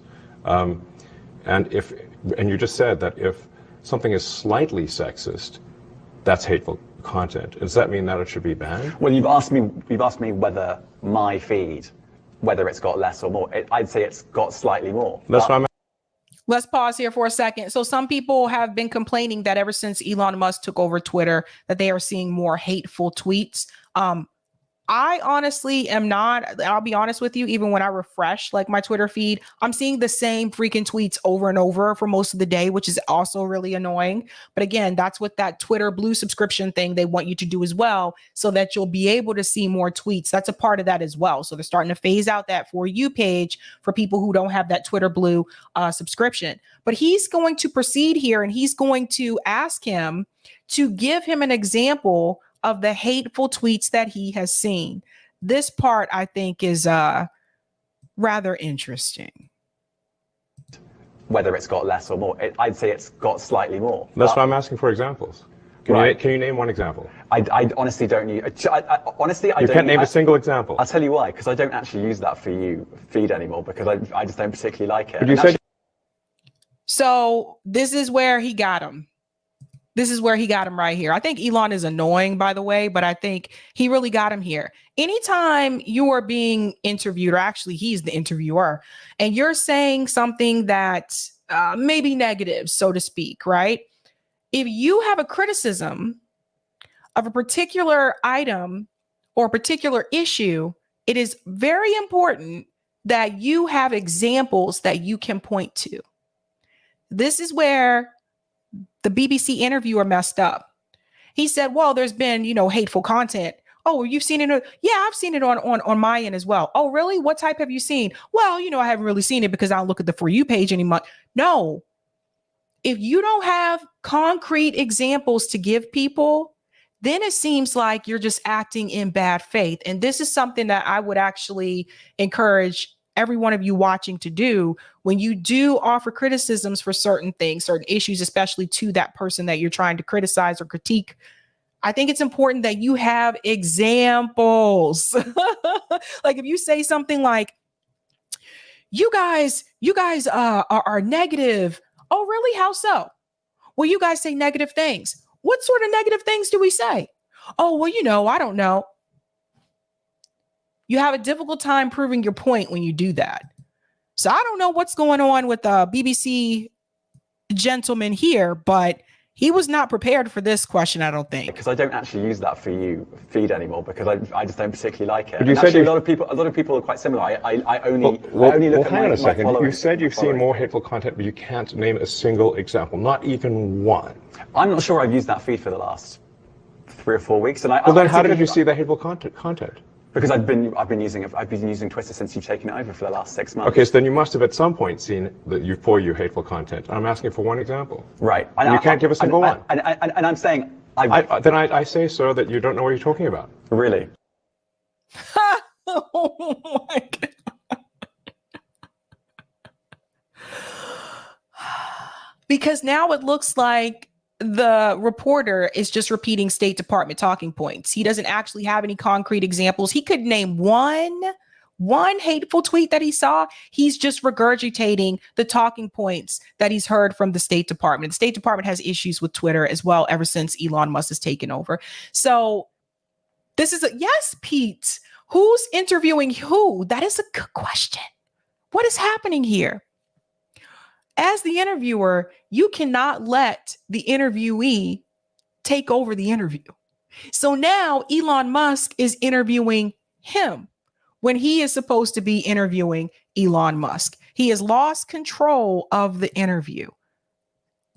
Yes, because you can't give me a single example of hateful content, not even one tweet. And yet you claimed that the hateful content was high. Well, that's false. No, what I claimed... You just lied. What I claimed was there are many organizations that say that kind of information is on the rise. Now, whether it has on my feed or not... I mean, right, and Literally if you can't look at name something one. like the Strategic Dialogue Institute in the UK. Now he's saying that that information is coming from other organizations, but earlier he said that he had saw it himself. Now, since he can't have an example, now he's going to say, oh, it's actually other organizations that are saying this, but he has no example on his own. They will say that. So look, people will say all sorts of nonsense. I'm literally asking for a single example, and you can't name one. Right, and as I've already said, I don't use that feed. But then how would you know that? I don't think this is getting anywhere. You literally said you experienced more hateful content, and then couldn't name a single example. Right, and as I said, that's absurd. I haven't actually looked at that feed. Then how would you know there's hateful content? Because I'm saying that's what I saw a few weeks ago. I can't give you an exact example. Let's move on. We only have a certain amount of time. Wow.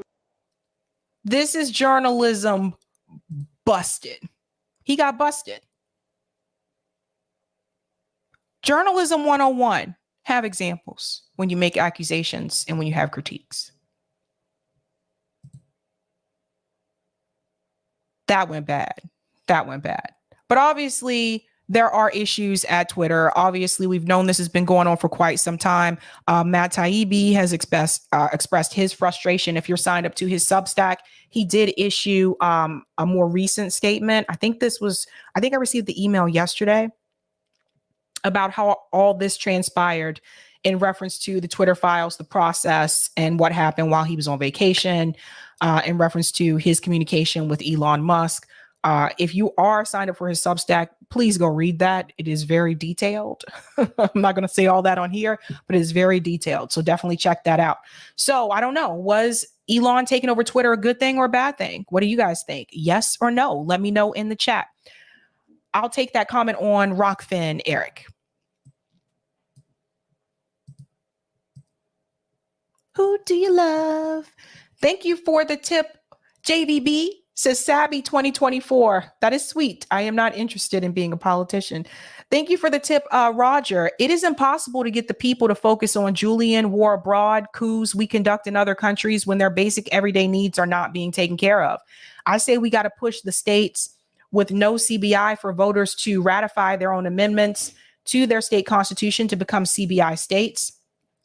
This way we can take care of our domestic issues ourselves, leaving us leeway to focus on foreign policy.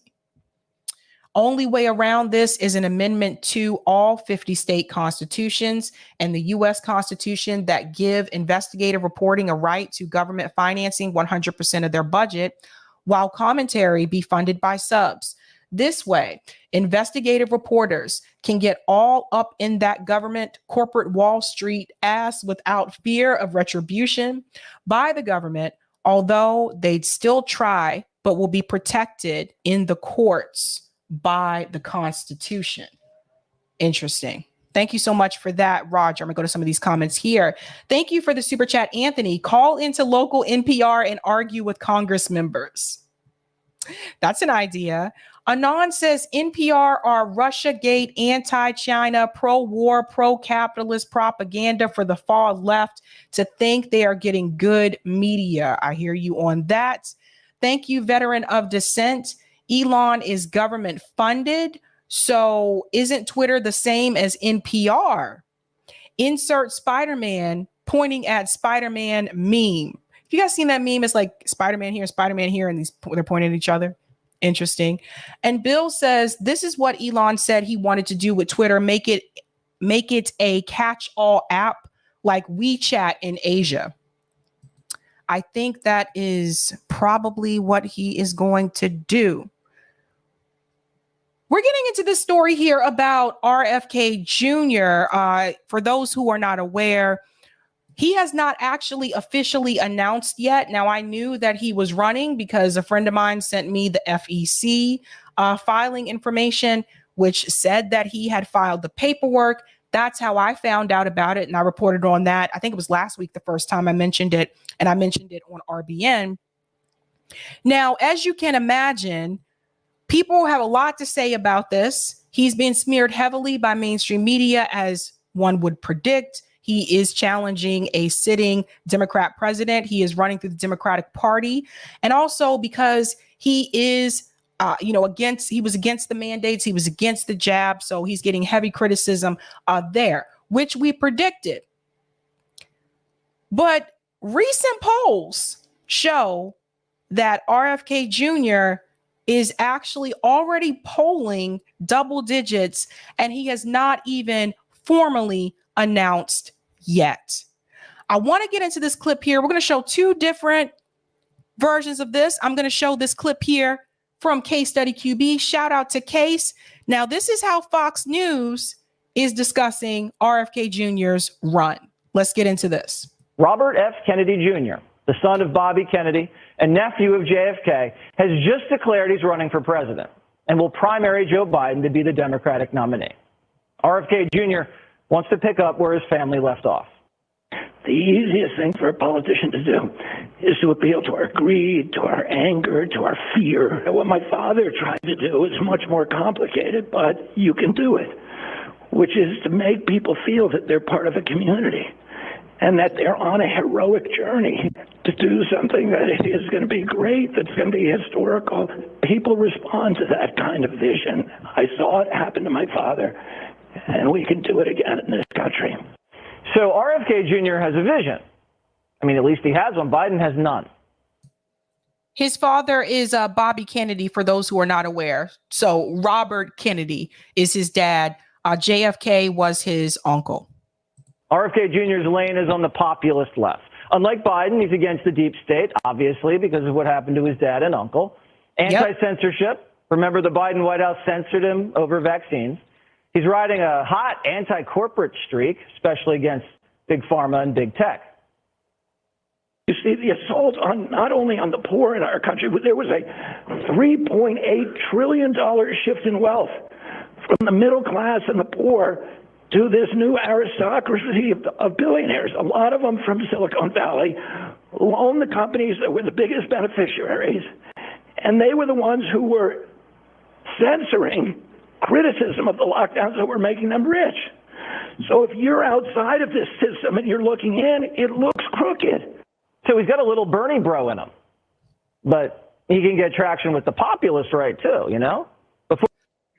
He has a little bit of Bernie bro in him, but I think he goes a little bit further than Bernie Sanders. That's the thing about him. He does openly call out the government agencies because of what happened. That is 100% true, Dwayne.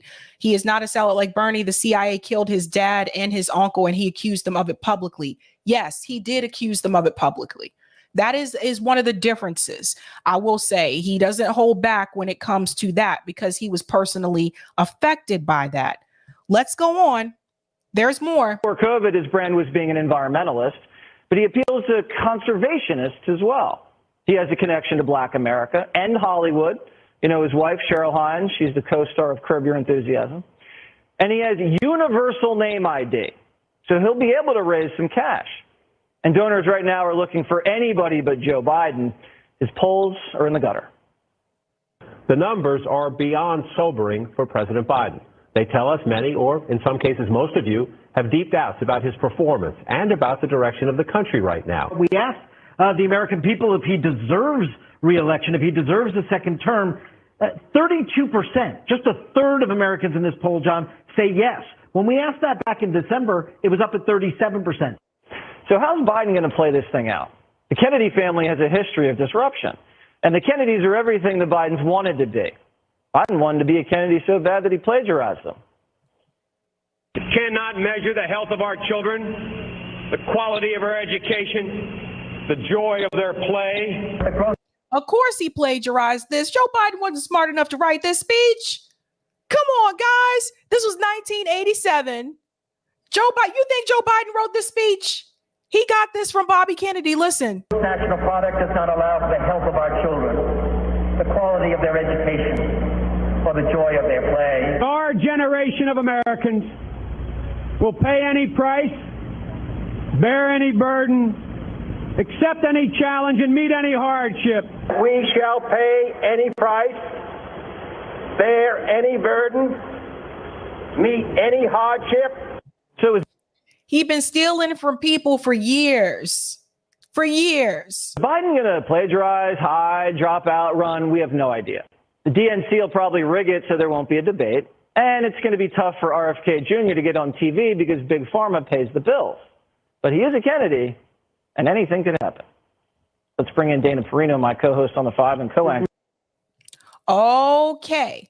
So, yes, are they going to try to find a way to rig it? Absolutely. Is mainstream media, for the most part, going to try to ignore him as much as they can?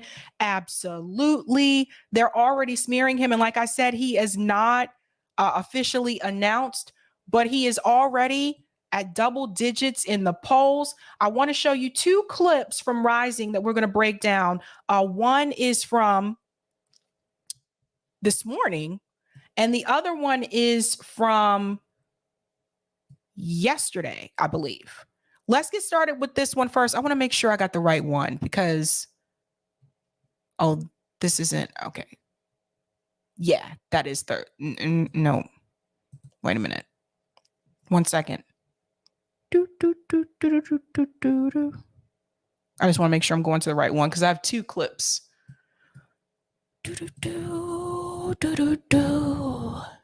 Yes, I am going to the right one. All right, let's get started with this one first. Yes, let's get started with the one that came out this morning first. I was going to do the other way around and change my mind. So they've talked about this twice on Rising already. Listen to what Bree says in reference to how the media is treating RFK Jr. And they're doing this to Marianne Williamson too, but how the media is treating him. The difference is he hasn't even formally announced yet. Listen to this.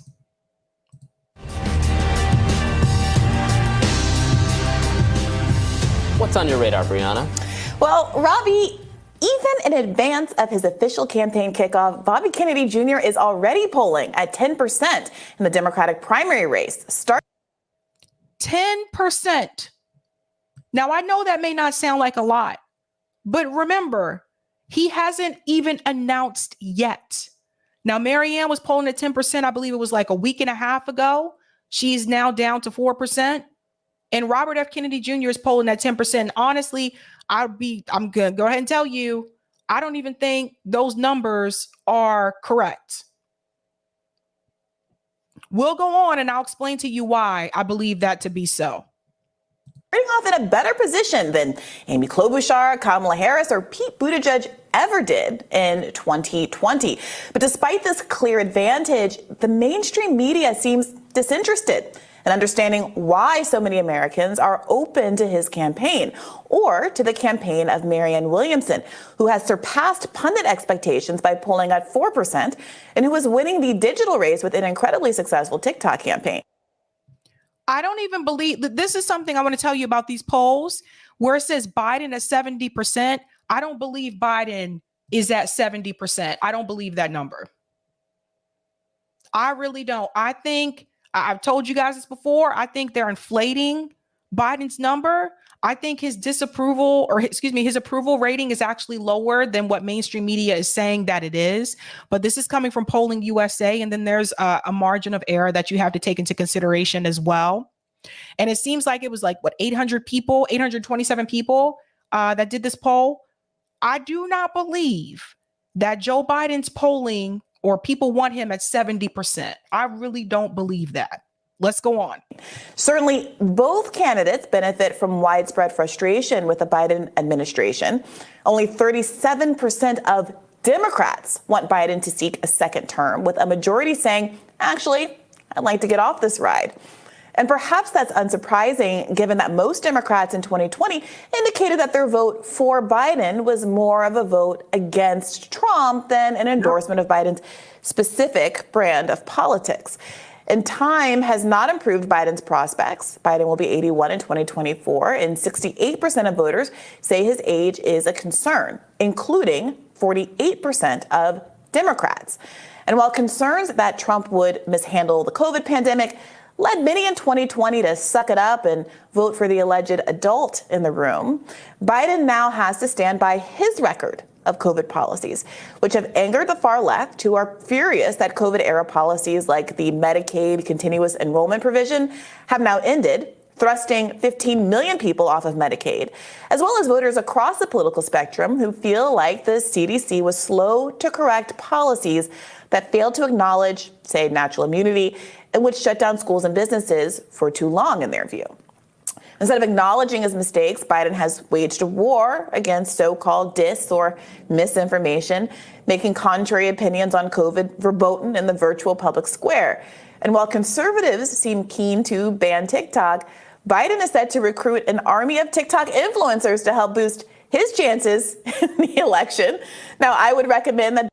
Now, that's very funny considering the U.S. government wants to actually ban TikTok altogether. And then you have the U.S. president wanting to hire TikTok influencers to help his campaign.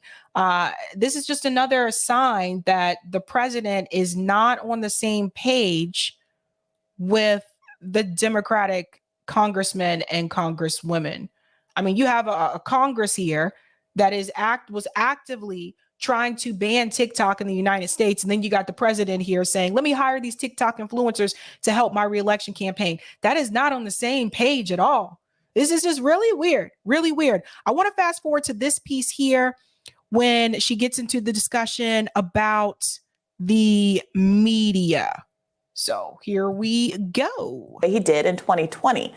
But does that approach hold up when the basement is obviously a choice rather than a COVID era requirement?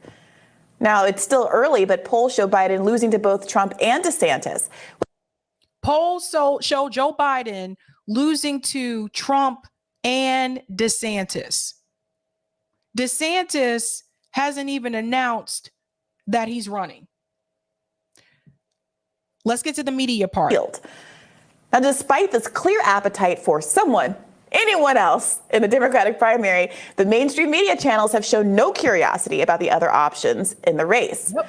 Perhaps it's expected that news networks staffed by former administration officials and administrations staffed by former MSNBC journalists would circle the wagons around the establishment choice, but it's still disappointing. Luckily, some of us in independent media are happy to tell you what the candidates are all about. So this piece right here, notice how people who were mouthpieces for the State Department or worked for the State Department or the White House in any way, shape, or form, notice how they leave those positions and then they become media talking heads for the State Department. This is all on purpose. When you have someone like Jen Psaki, who was the press secretary, she steps down. She didn't have that job long at all. She steps down and now she has a show on MSNBC.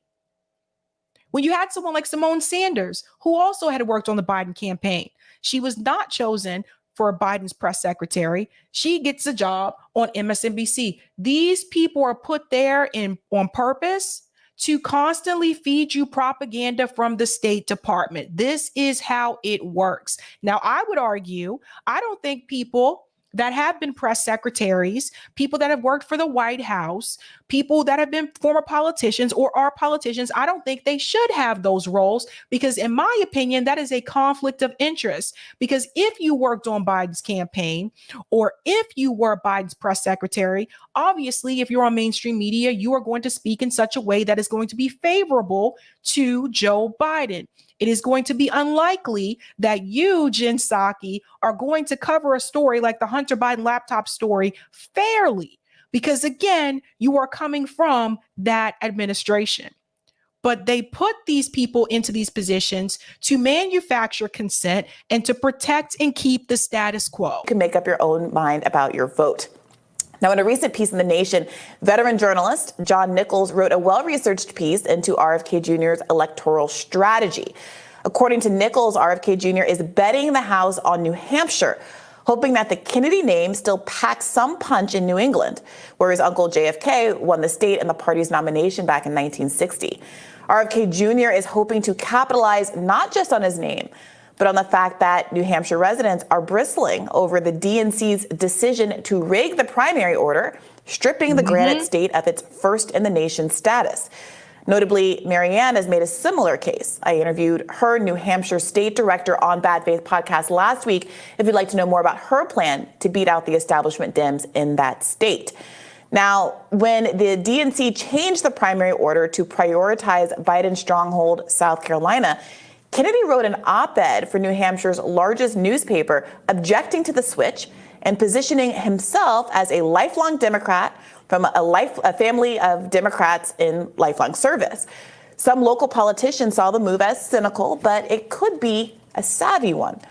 Unlike so many so-called journalists who cover RFK Jr. exclusively as a vaccine skeptic, if, of course, they cover him at all, Nichols detailed the candidate's appearance last month at St. Anselm College Forum in Manchester, New Hampshire, where Nichols explains, quote, prospective presidential contenders often test the waters.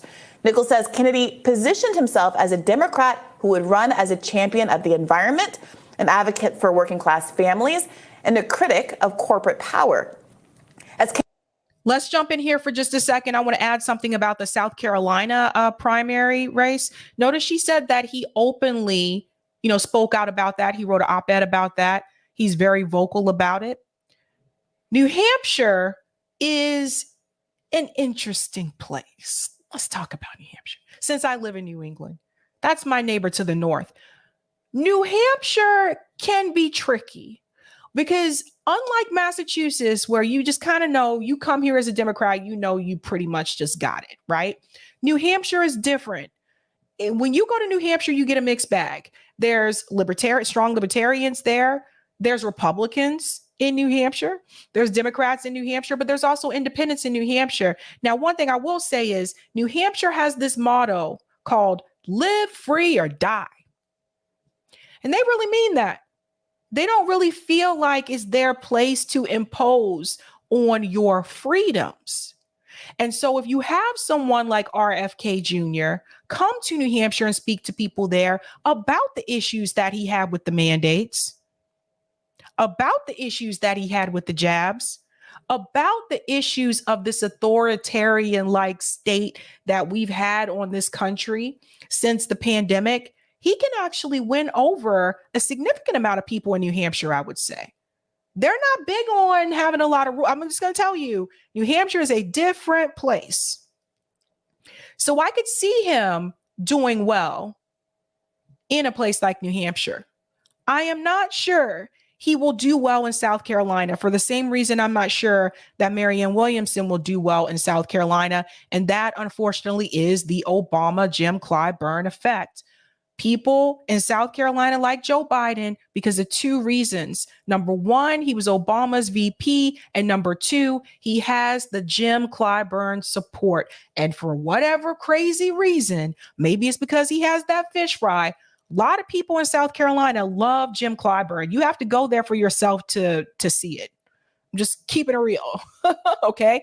So I think both of them will struggle in a state like South Carolina. And I told you it's on purpose that they switched these states and they made South Carolina that first state. Now, we're going to switch to the second video.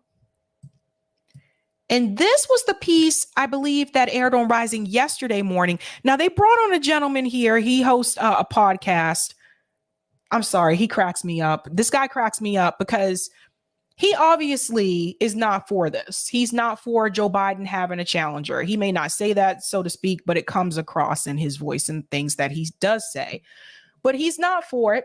I've told you before that I think someone like RFK should run as an independent. I think that he would get a lot of support from independents if he ran as one, but also that would be a bigger threat to the deep state, right? And I think that by running in the Democratic Party, the DNC is going to stick their hooves into him and they are going to try to smear him even more. But even if they have to rig it, they will do that as well. Nico House will be here tomorrow to talk about the DNC fraud lawsuit, because I want to remind you guys how all this happened before. We've been here before. This is why I don't think any of them should run as a Democrat or Republican, right? But listen to what this gentleman says. I have a couple of things to say. I'm going to chime in here and there. Listen to this. Well, you mentioned that it doesn't seem to help on the left side of the aisle when candidates are not from a political background and are independent. Yet it does seem to be behooving both Marianne Williamson and Robert F. Kennedy Jr., who are polling at significantly high rates, much higher even than Bernie Sanders was polling at this time in 2016. And of course, he went on to win 20-odd states in the primary contest, despite having a complete blackout from the media and the Democratic Party very openly campaigning against him. So to people who look at these polls and say Marianne is at 4%, Robert F. Kennedy Jr., who hasn't even technically made an official announcement yet, is at 10%. And with, what is it, 70-odd% of Americans not wanting Joe Biden to run again. Let me pause there for just a second, because I do need to make an announcement in reference to RFK Jr.'s announcement. Next Wednesday, RFK Jr. will be making his official presidential announcement here in Boston. I am going to be there. I've already signed up to attend that event so I can cover it on the ground. So that'll be Wednesday morning. Doors open at 10 a.m. You do have to sign up in order to go. So Eric and I are going to be there. I'm going to try to see if I'm trying to see right now if I can get a press pass so I can get in a little bit earlier and set up, because it is standing room only. It's at the Boston Park Plaza. So that will happen next Wednesday morning. So I will be there to try to cover that, you guys. So just wanted to add that in there if you're wondering when he was going to make that announcement. Do those polls not strike you as indicative of the fact that whatever trend might exist among Democrats preferring establishment candidates, something different is happening this time this year? Nope, not at all. And the reason being that, again, you have to look at the history. You got to always look at the history. So when Donald Trump was getting ready to ramp up his campaign in 2019, I personally did a poll in which we asked people about whether Trump should run for president. When we asked Republicans that, and a lot of Republicans said Donald Trump should not run for president. So there's this in politics overwhelmingly now, because both the Democratic Party and the Republican Party are very professionalized in terms of having multiple consultant classes that literally make their money entirely off of elections. They are operating under their voters are operating under what's called negative partisanship. So in other words, like, people may not like Joe Biden very much, but they're still going to vote for him. In this part right here, let me pause. If you haven't had a chance to do so, guys, please go ahead and smash that like button. That helps me with the algo. Let's talk about this piece here where he mentions you have to look at the history. Let's talk about the history, right? He just told you that people may not like Joe Biden, but they're still going to vote for him. But if we look at the history, and he brings up that Bernie Sanders run during the era, 2016 election, the history shows us that people did not like Hillary Clinton, and people did not vote for Hillary Clinton. Remember that? History shows us that people chose Donald Trump over Hillary Clinton. Even though Bernie, get this, let's walk back. Even though Bernie did not get the nomination, that still didn't push people to vote for Hillary Clinton. We always have to remember that when people say, go look back at the history. Keep that in mind.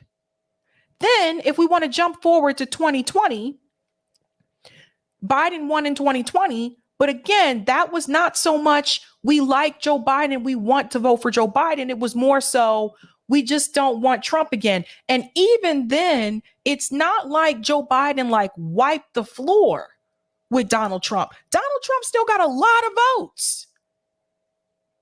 So we have to keep this in mind.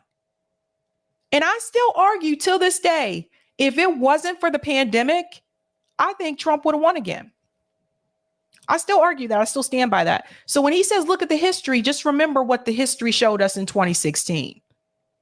same way that Donald Trump, his large percentage of the voters who vote for him don't like Donald Trump. They just don't like Joe Biden more. And so that's why they vote for him. So these polls tend to overstate support like that. And we know what the electorate thinks of Marianne Williamson already. Like, they've already seen her.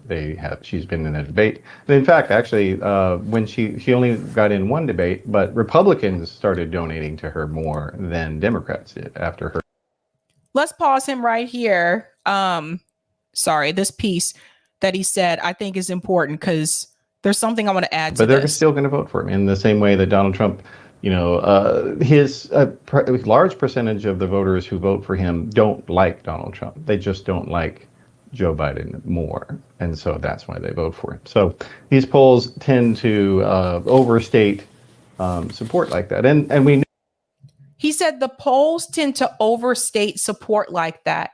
Why is it when it comes to people that are running under progressive policies, these media pundits will say that the polls are overstated, but you never hear them say that about the polls about Joe Biden, right? That 70% that I showed you in the previous video, I told you, I said, I don't believe that. I don't believe 70% of people want Joe Biden to run again or support Joe Biden again. I do not believe that for one freaking bit. But you won't hear them say that about the support for Biden. They'll only say the support is overstated in those polls for those candidates that are running under progressive issues. Why is that? Because they're running under policies for the people, because they're trying not to be connected to the status quo, so to speak. And when it comes to someone like RFK Jr., again, remember, this is someone who's criticizing the deep state, corporations, the military industrial complex, anti-war. He's anti-imperialist. He has the added features that Marianne does not have. Like when we talk to Marianne, we're really trying to get under this. Like, are you anti-war? Are you for these wars? Are you against these wars? Are you anti-imperialist? Are you for this? Are you against this? And we have never heard her come out and say that she's anti-war, she's anti-imperialist. In fact, she said we need to continue to support the people in Ukraine. She's moved a little bit on foreign policy, but it was very clear to me she's not anti-war, she's not anti-imperialist, and she wants Israel-Palestine two-state solution, which I also don't agree with. So those are added factors that Robert F. Kennedy Jr. has that Marianne does not have. So when people say, oh, they're pretty much the same, they're not the same. They're not the same. And I'm telling you this, and this is why I say he should run as an independent, because he can appeal to people on different sides of the aisle, guys. He can appeal to people on the right who didn't like these damn mandates. And there were some people on the left who didn't like him too. He can appeal to independents who are like, all this shit is fucked up.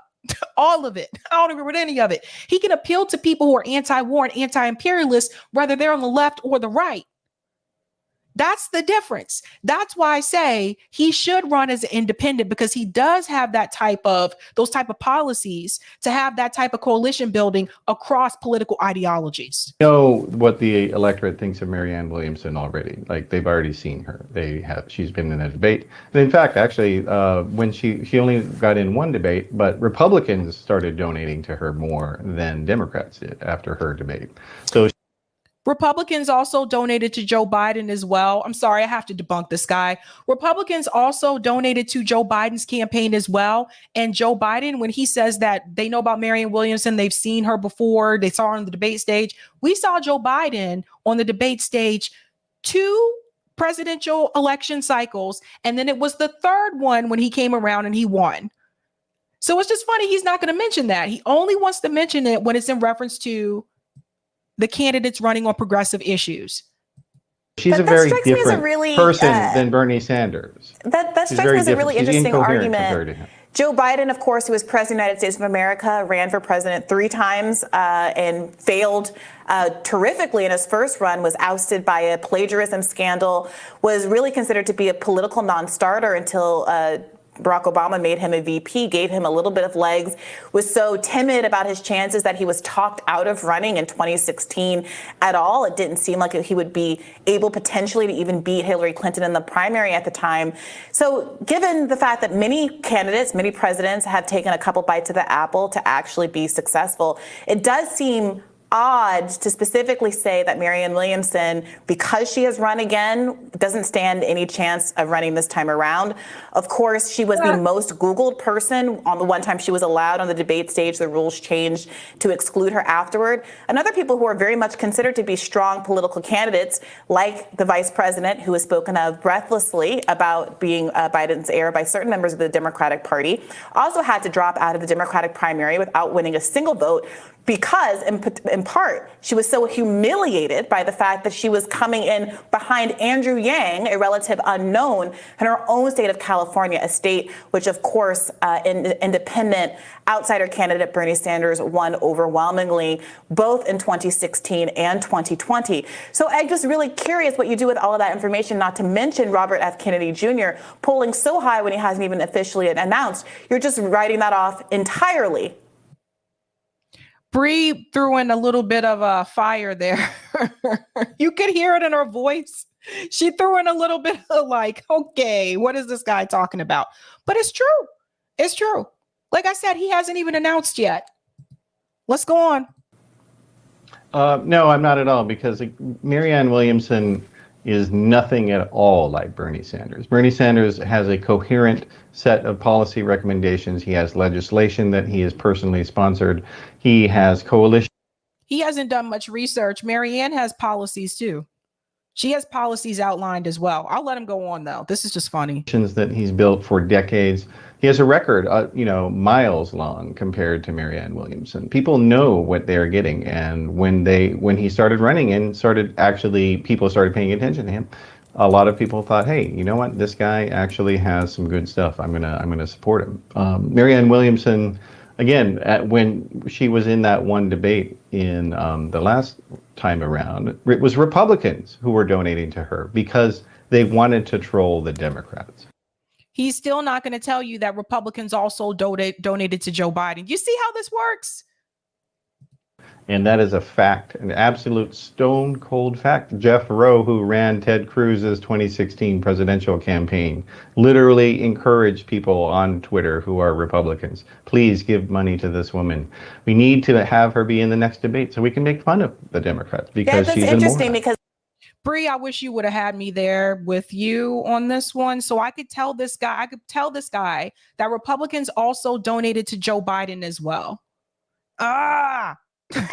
When I was working on the Bernie Sanders campaign, we were very proud to have so many people across the political spectrum donating to our campaign. We saw that as an endorsement of broadly appealing policies and a broad working class coalition. I'm not sure a politician who balks at the idea of having people who are Republicans, who are going to be part of their constituency in a country that they plan to lead. The idea of turning your nose down at those donations seems to me not to be an especially wise political position, regardless if those donations are coming in bad faith. But what do you make of this, Robbie? Well, let's turn to RFK for a moment. Obviously, this has been a person who's been vocal on the vaccine issues since like the beginning of time, even before vaccines were such a salient national political issue, given the realities of COVID. Certainly, I think there are more Republican primary voters who are really animated about that than Democratic primary voters, given the politicization of that issue. But is it possible that he can make a splash anyway, or generate more? He's someone who has generated media attention, media buzz over the years because of his name and because of his single focus on this issue. How do you see that playing out?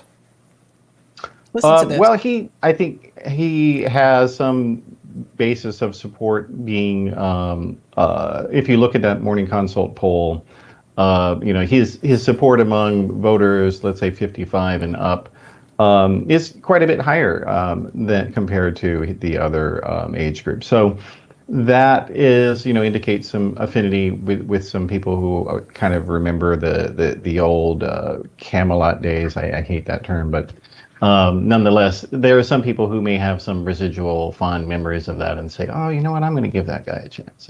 So he, and again, it's unclear what his policy positions would be, because.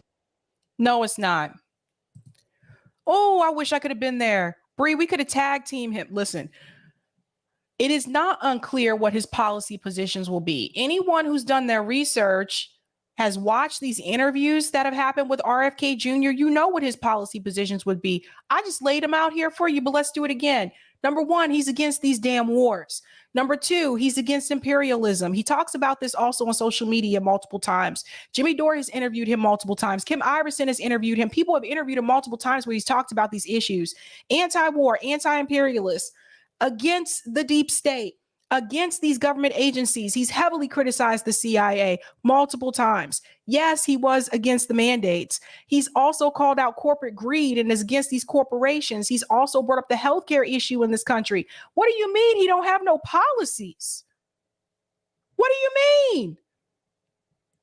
And I don't even like the fact that he's running through the Democratic Party. I don't like it at all. I told you he should run as an independent. And if I get the chance to talk to him, I'm going to tell him you need to run as an independent.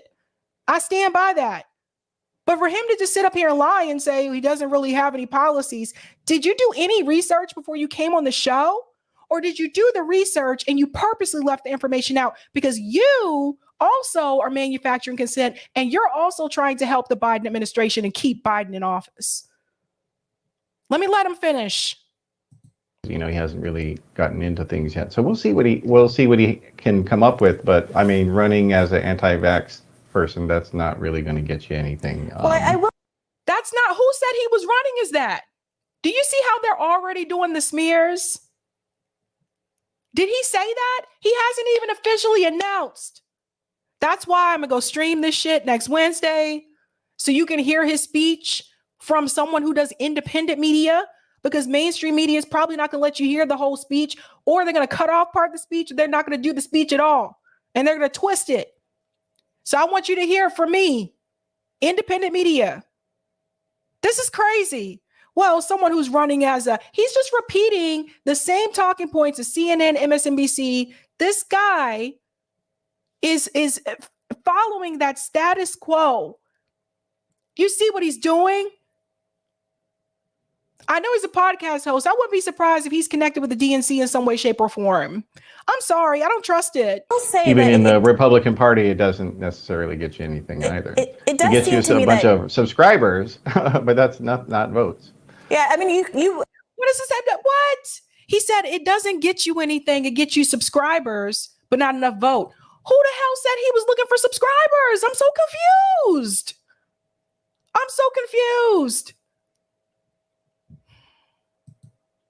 I just don't remember. Is Robert F. Kennedy out there asking for subscribers? Have been voiced a very strong personal opinion about how you seem to think both of these candidates are in bad faith. It is also true, however, that I haven't looked as much. Robert Kennedy obviously is much newer in this race. Marianne Williamson does, in fact, have a policy platform. You don't have to like it or agree with it, but it is frustrating, I think, to many of her supporters, and I'm sure to many of Robert F. Kennedy Jr. supporters, that the people who are very quick to be critical of them don't seem to have taken the time to familiarize themselves at all with their policy agenda. Marianne Williamson very closely maps on to much of the Bernie agenda, which is why she has appeal in that sector of the electorate. And Robert F. Kennedy Jr. appeals not just on the basis of, I don't think he's running as an anti-vaxxer. I don't think that is necessarily a fair characterization, but he has been also one of the stronger voices in the anti-war movement. And certainly there is a broad appetite among American voters for a candidate who is willing to show some more restraint with international spending, military spending, particularly with respect to the war in Ukraine right now. So it'd be interesting to hear some substantive takes on whether or not those issues you think have any legs with the electorate, the same way that Bernie, who was in fact broadly unknown with the public in 2015. He was not a known quantity. Of course, he had been a senator for a long time, but most Americans had no name recognition of him at all. He was able to make a case for himself by making the case on this policy basis. And we'll see if both of these candidates are able to do the same. They certainly are ahead of where he was in polling at the time. Thank you so much for joining. And he's gone. So just like that. So this is something that we need to point out. He's polling ahead of where Bernie was at this point in time. But for this gentleman to come onto Rising and just blatantly lie and say that they don't have policies, look, whether I agree with their strategy or not, I'm not going to come onto a channel and blatantly lie and say, yeah, they don't have any policies. I don't think he's going to win votes just running on being like, anti-jab or whatever. Like, we haven't heard Robert F. Kennedy say that's what he's running on. He hasn't even made the damn announcement yet. So just come on to people's shows and just blatantly lie. Do you see the number of lies this guy just told? Aye. Anywho, I'm going to try to cover that announcement because I want you guys to hear it from independent media, because I'm not going to cut away from the speech like MSNBC would. Quick announcement. We are going to do call-in tonight. Quick announcement for Assange activists. There is another Assange rally. This is April 17th. Boston area Assange defense returns to the offices of Senator Warren and Senator Markey, asking Massachusetts senators to co-sign Representative Rashida Tlaib's congressional sign-on letter to AG Merrick Garland to stop the prosecution of Julian Assange. Again, that is April 17th. It's from 11:30 a.m. to 1 p.m. I'll shout this out again next week. It's at the JFK Federal Building, which is 15 Sudbury Street in Boston. And they also put the numbers for all the senators as well. So you can contact them and ask them to push Merrick Garland to drop those charges. Now, I will go ahead and tell you, unfortunately, that is Marathon Monday. I've already tried to do the logistics. I wouldn't be able to make it there because transportation, I can't drive in. And then the trains is crazy and they block off part of the roads. But for those of you who are like in Boston, you can just walk over there. Some of you can. But for me, it's going to be more difficult. But if you can make it, definitely come to that. Free Assange Boston rally, April 17th, 11:30 a.m. I'll shout it out again next week. I'm going to take a quick break. I'll come back. We'll do call in. And I want to hear your thoughts about this RFK thing. This is funny. All right. How's everybody doing here? We got a Thursday night. So this is a part of the show where we give Sabby a little break. And then we're going to go next into call-in. Let's see. Let me see if I can get that call-in link up here. Let me find the right window, because you can do call-in on your browser or you can install it on your smartphone. You can search up Sabby Sabs, and we want to hear what you got to say. Actually, let's see if I can bring up. Yeah, let me show this thing again, and we can actually. Yeah, so we got Free Assange in Boston, and hi to everybody saying hi in Boston, and on the 17th, Marathon Monday. Catch that if you can. And we've got, all right, tonight's call-in, episode 97. I wonder if we'll have a party for episode 100. RFK Jr. polls and more, so we can hear what you think of RFK's run, or any other topic on the show, or really anything else that you want to talk about. You can hit us with it on the call-in. And let me get that link. Oh, no, I did do the link. All right. Yeah. So we got the link to the call-in. All right. Let's hit some of these old super chats and see what's happening there. From Killer Kaiju, the chickens come home to roost, from Malcolm X. Yes. I think also kind of talking about how foreign policy, is or becomes, or it affects domestic policy, and you really can't separate them. I was really struck by that MLK, part of the speech where he's talking to these guys, who were just asking him, we're doing all this violence in Vietnam, and we're not supposed to be violent in what we're doing. And yeah, I mean, it's kind of like it was a hard one to just refute and say, oh, we're a nonviolent movement. All right, from Mr. Roger Meadows, thanks for the super chat. Amendment barring government from ever working for media. I think Roger's saying that we should have a constitutional amendment barring the government or people in the government from ever working for media. Thanks for that one, and thanks for this one, Roger. Arrogant to think we'll vote Joe regardless. He's thinking Dem voters, but forgets there's more indies than D's and R's. almost put together, play at your own risk. I think Roger answering our friend that everybody liked from that Rising segment. Oh yeah, and I saw Gamer put this one, and I liked. He said, Biden was selected, and yeah, very true, Gamer. It was this backroom deal. They decided Biden was kind of the last choice. People got to forget that Biden was kind of basically dead as a candidate, but he was the last man standing, and they propped him up, and they're still propping him up. And thanks also for this one, Roger. Joe ain't got policies either. Talking about how the guy's criticizing RFK in terms of policies. Yeah, or I mean, if Biden has policies, they're kind of like ones that he had and then he forgets about or changes. And of course, the number one policy with both of these parties, with the uniparty, is to represent the interests of the billionaires and the huge corporations over our interests, and that's, I think, the real key part of all this. And thank you for the super sticker, Aaron. I always appreciate that, and everyone's support, as Sabrina likes to say. It keeps the lights on around here. So when they were talking about NPR and PBS getting government funding, I mean, one of the things I remember is that back in the day, the government funding was really just part of how PBS and NPR operated. And it was considered just kind of the model. I mean, you have that with the BBC in the UK too. It's where they have a specific tax, I guess, in fact, that goes to running the network.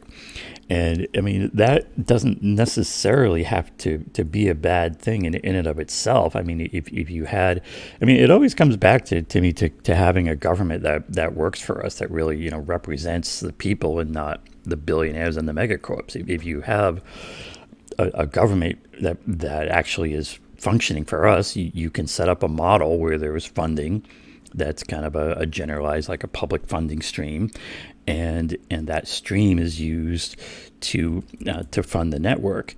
And it doesn't, what happens, of course, what we see is just there's a certain set of interests and opinions that override everything now. And so the interest of billionaires and mega corporations and that top 0.1%, it just infiltrates everything. So they purchase the media, they purchase the government. And so there's no way that those entities, are going to be funding an NPR or PBS and not then have those entities represent their interests. I mean, it's kind of like they pay for it all fair and square, right? One of the things, on a side note, I noticed that I think it was Matt Taibbi that posted that Li Fang has left The Intercept and he's moved to his own Substack. So he's also going to be out there on Substack, which I thought was kind of interesting. I mean, Li Fang was always one of those interesting writers who, like, when I would see him, what he wrote and on shows and whatnot, he seemed like an okay guy. And so I think he's had enough. Did you see that one, Sabrina, that Li Fang? I saw that in Matt's letter. All right, cool. All right, we'll see you all in Callin'. Yay! All right, guys, let's do it. Let's head on over to Callin'. Yes, we are almost at episode 100. I can't believe that. That's crazy. This is episode 97, RFK Jr. polls and more. RFK Jr. has reached 10% in the Democratic presidential primary polls, and he hasn't even officially announced yet. Do you support his run? Why or why not? And we can talk about how we think he should run over there as well as other topics. So I will see you over at Callin'. The link is pinned to the top of the chat. So let's go ahead and skedoodle on over there, ladies and gents. Tomorrow night, Nico House will be here. We're going to talk about the DNC fraud lawsuit, and I also have a couple of news stories I want to cover as well. So we're going to take a little trip. Oh, my hair. A little trip back in time. All right, guys. See you over at Callin'. You know how we do this. Have a good night. Keep up the fight.